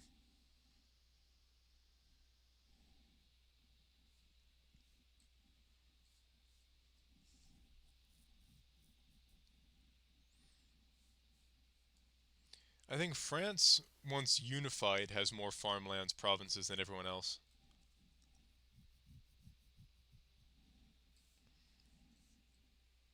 Italy's got a few, fair number. Sweden is a real pain in the ass to develop because it's almost all forest. Granted, so is Norway. Which actually, when Harald Hardrada founded the city of Oslo, he wanted to recreate Constantinople in the north.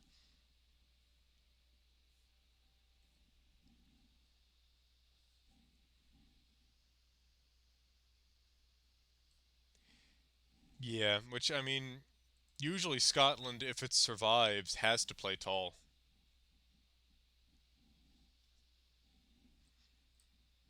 Because more often than not, England will beat them to Ireland, and then usually they're left alone against the French.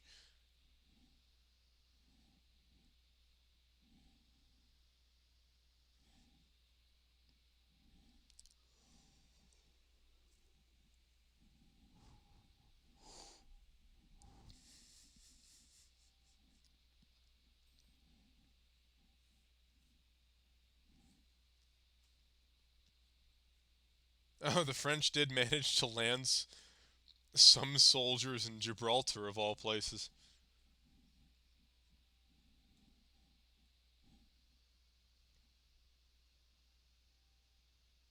Nice.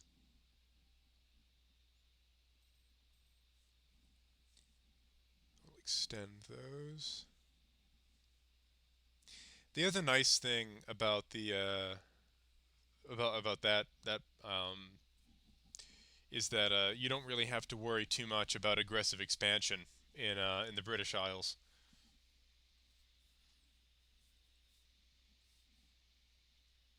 because Scotland's pretty low dev all around, and it's not neighboring any countries.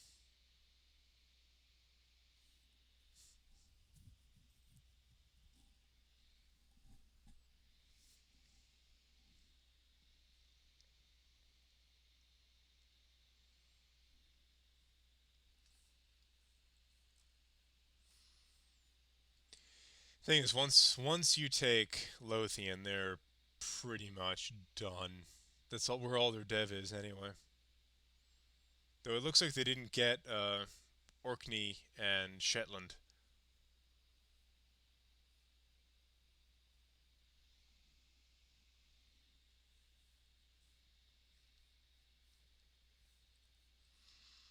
Wallachia is still hanging out, and they only have one relatively small ally.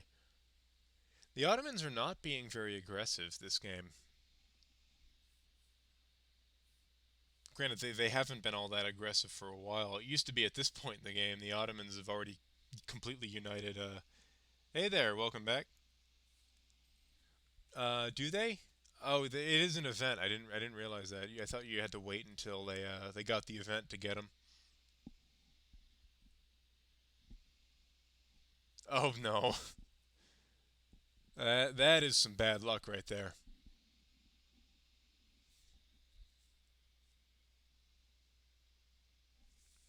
I'm not killing anybody right now. I'm blockading the French. I'm Batman is doing a number on Scotland though,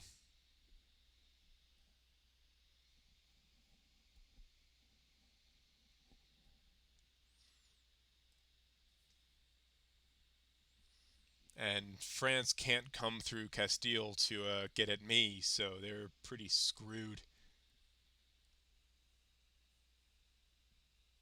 What are they looking like? I don't think I can.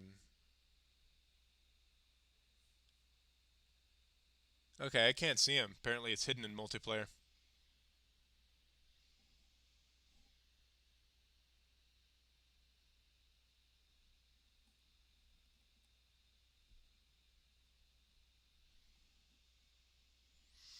It's pretty light casualties for an Anglo-Scottish war. I believe they've gone to war over 500 times throughout their history, which is honestly impressive.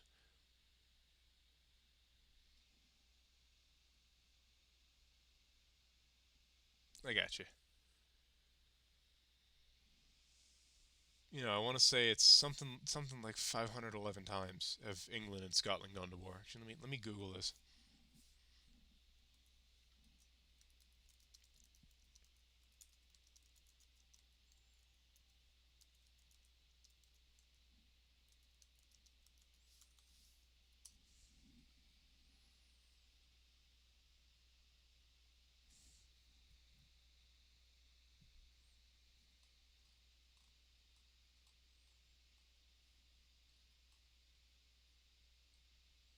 Okay, not nearly that many times, but a lot of wars between those two.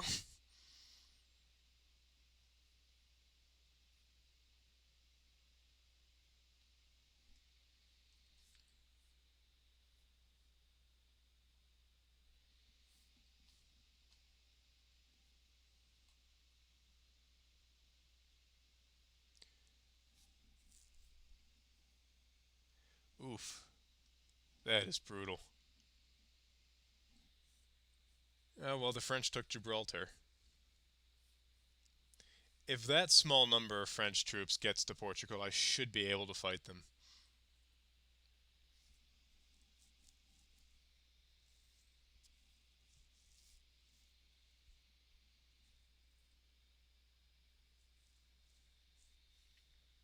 Especially because they have a better general than they do.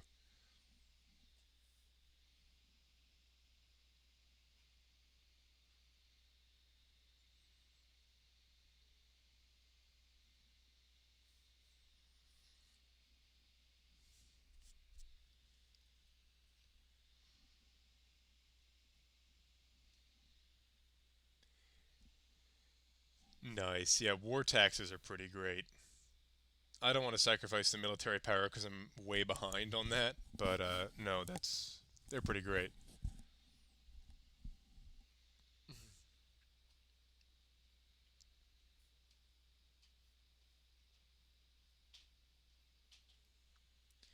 See, I would love to get my buddy who studies English history in on this. It is 1465, but I have a buddy who is an expert on English history, and I would love to get him in on this stream because I think he'd be a lot of fun to have around for this. Oh, you aren't? Just from loot? Nice.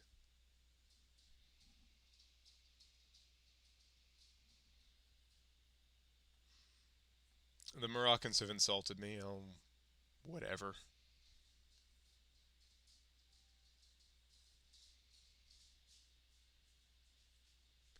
They want to give Gibraltar to Scotland, which is kind of funny.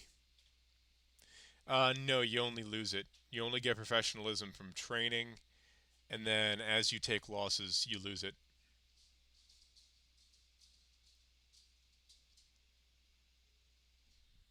Also true. Um, I think I'm doing all right. I got a new follower tonight.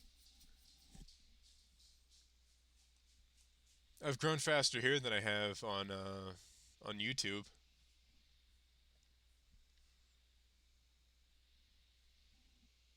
It's hard to gain traction. I've only been at this for about 3 years now. I have a decent following on Twitter, But it takes time to grow an audience. But I have no plans on quitting anytime soon, so.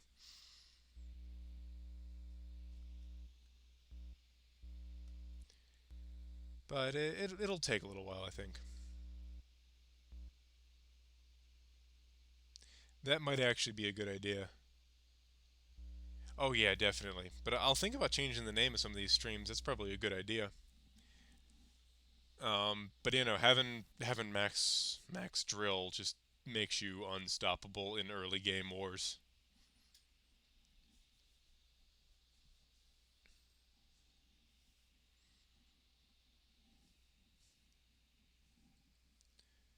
There we go. Now we can tech up and take exploration ideas, just like historical Portugal. I'll grab that idea. Thank you very much.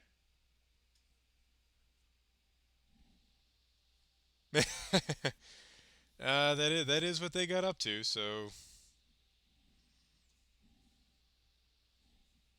yep.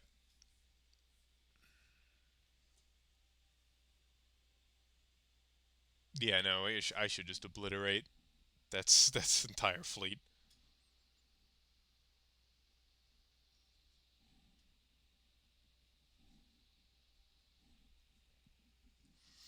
Gonna have to wait a little bit before I can actually start colonizing. I don't. I should appoint one. Oh, I'm out of supply range. I'll be fine. I got three heavies. They got nothing. Oh yeah, no. Especially if you don't have manpower like Portugal.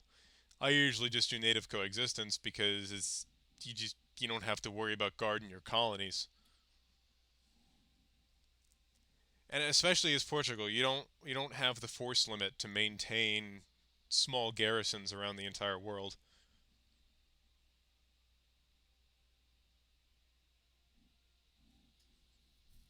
These naval battles should go pretty quickly. I'll have them cleared up for you.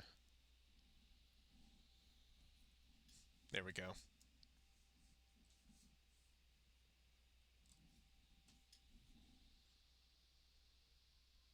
Also, yeah. Coexistence, I want to say, is the. Yeah, coexistence is the first. No native. You can take native trading policy if you're France because you already get a minus 50% native uprising chance as part of your national ideas.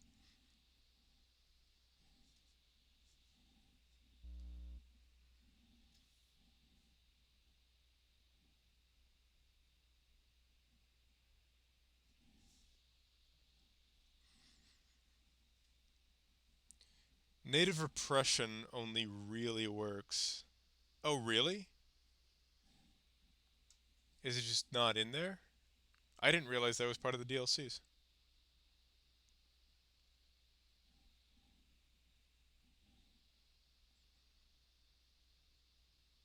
Hmm.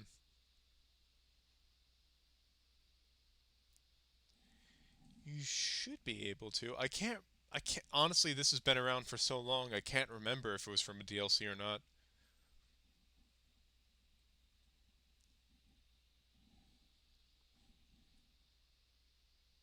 Yeah, it only works if you have a lot of manpower and you just kill the natives anyway.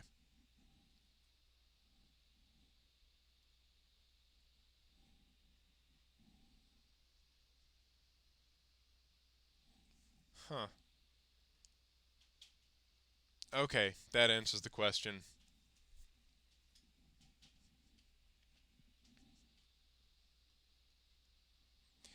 Yeah, I that is one thing that annoys me a little bit about Paradox is these functions get added in so gradually through the DLCs that you almost can't remember which one instituted it.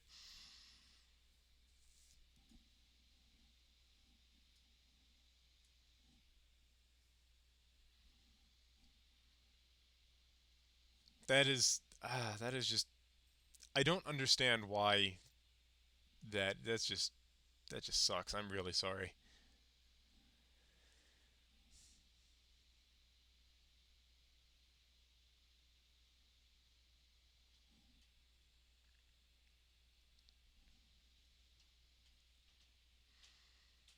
rules like that are I've always found are weird.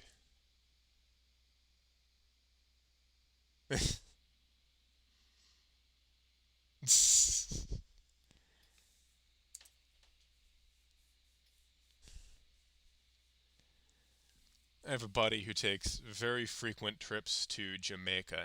He's a well-off guy, but very frequent trips to Jamaica for just that reason, I think.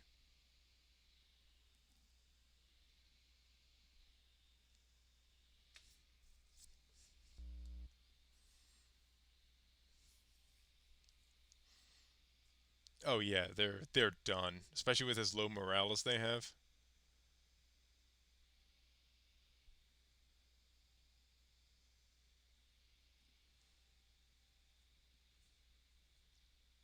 We've blockaded France for so long, you might be able to white piece them out.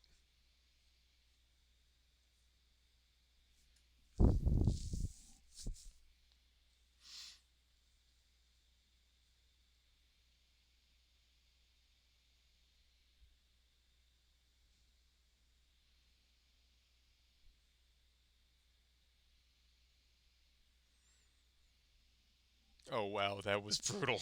And gets the job done though.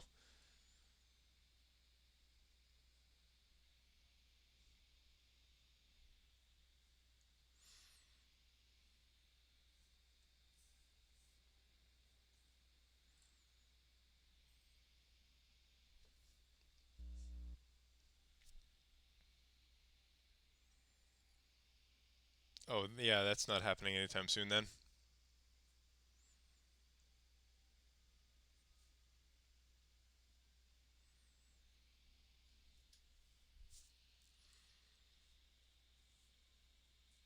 No, more naval combat with Scotland.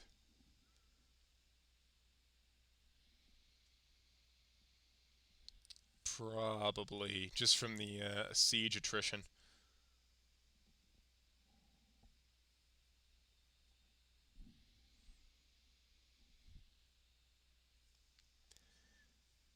I'm gonna see if I can.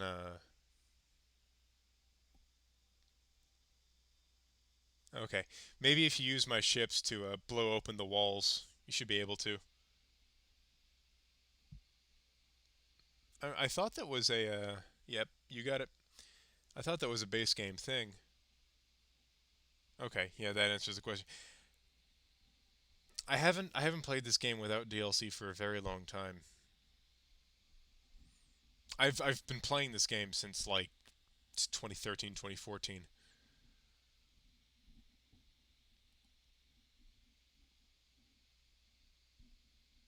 Yeah, that'd be painful.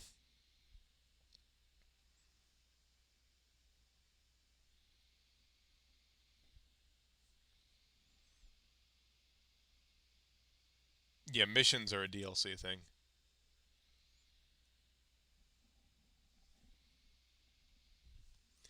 That's the Scottish Navy pretty much done, or at least what passes for a Scottish Navy.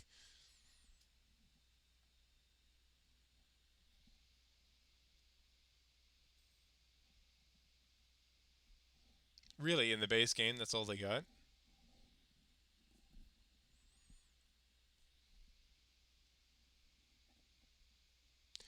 Oh no. Oh, heavy losses will do that to you. But at least you're almost done with Scotland.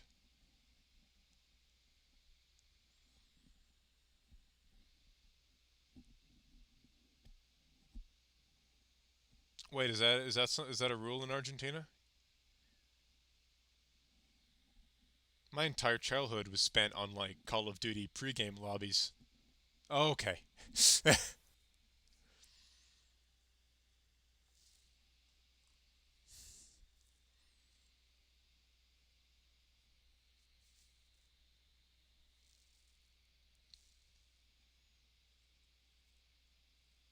Okay, I got you. Okay. I was confused.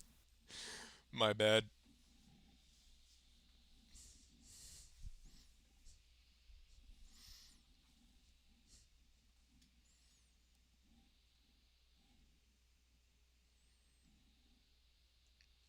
That's Scotland pretty much done then.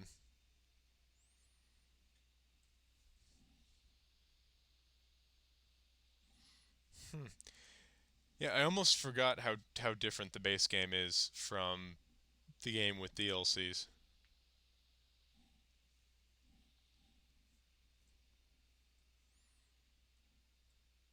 I am gonna send my ships back home to repair.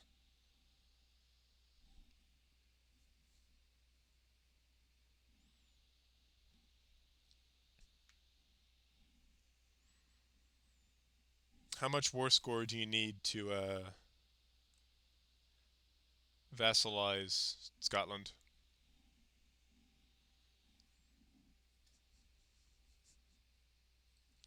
Because the French have high war enthusiasm across the board. I gotcha. Yeah, I mean, huh.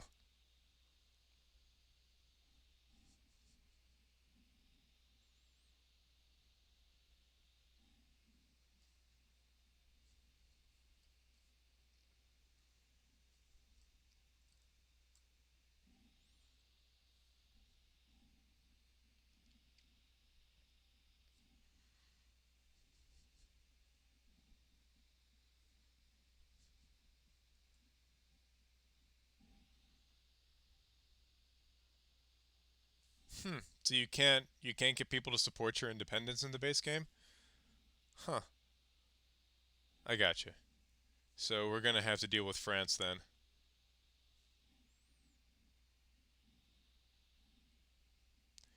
Do you want to do the campaign against France next time?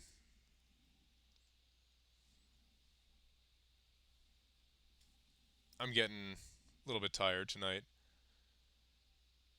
and I have been making a concerted effort to go to bed at a reasonable hour. It is, yeah. Holland is difficult to play on a good day, but I think we can wage the campaign against France next time.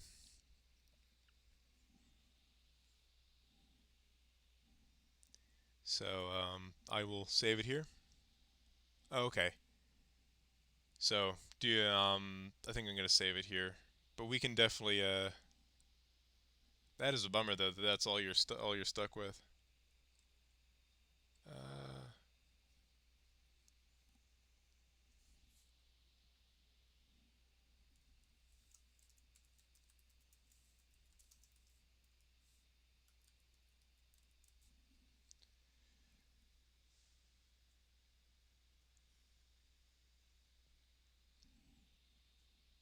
oh no, so much war.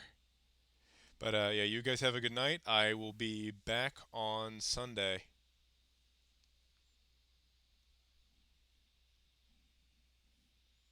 See you, everybody.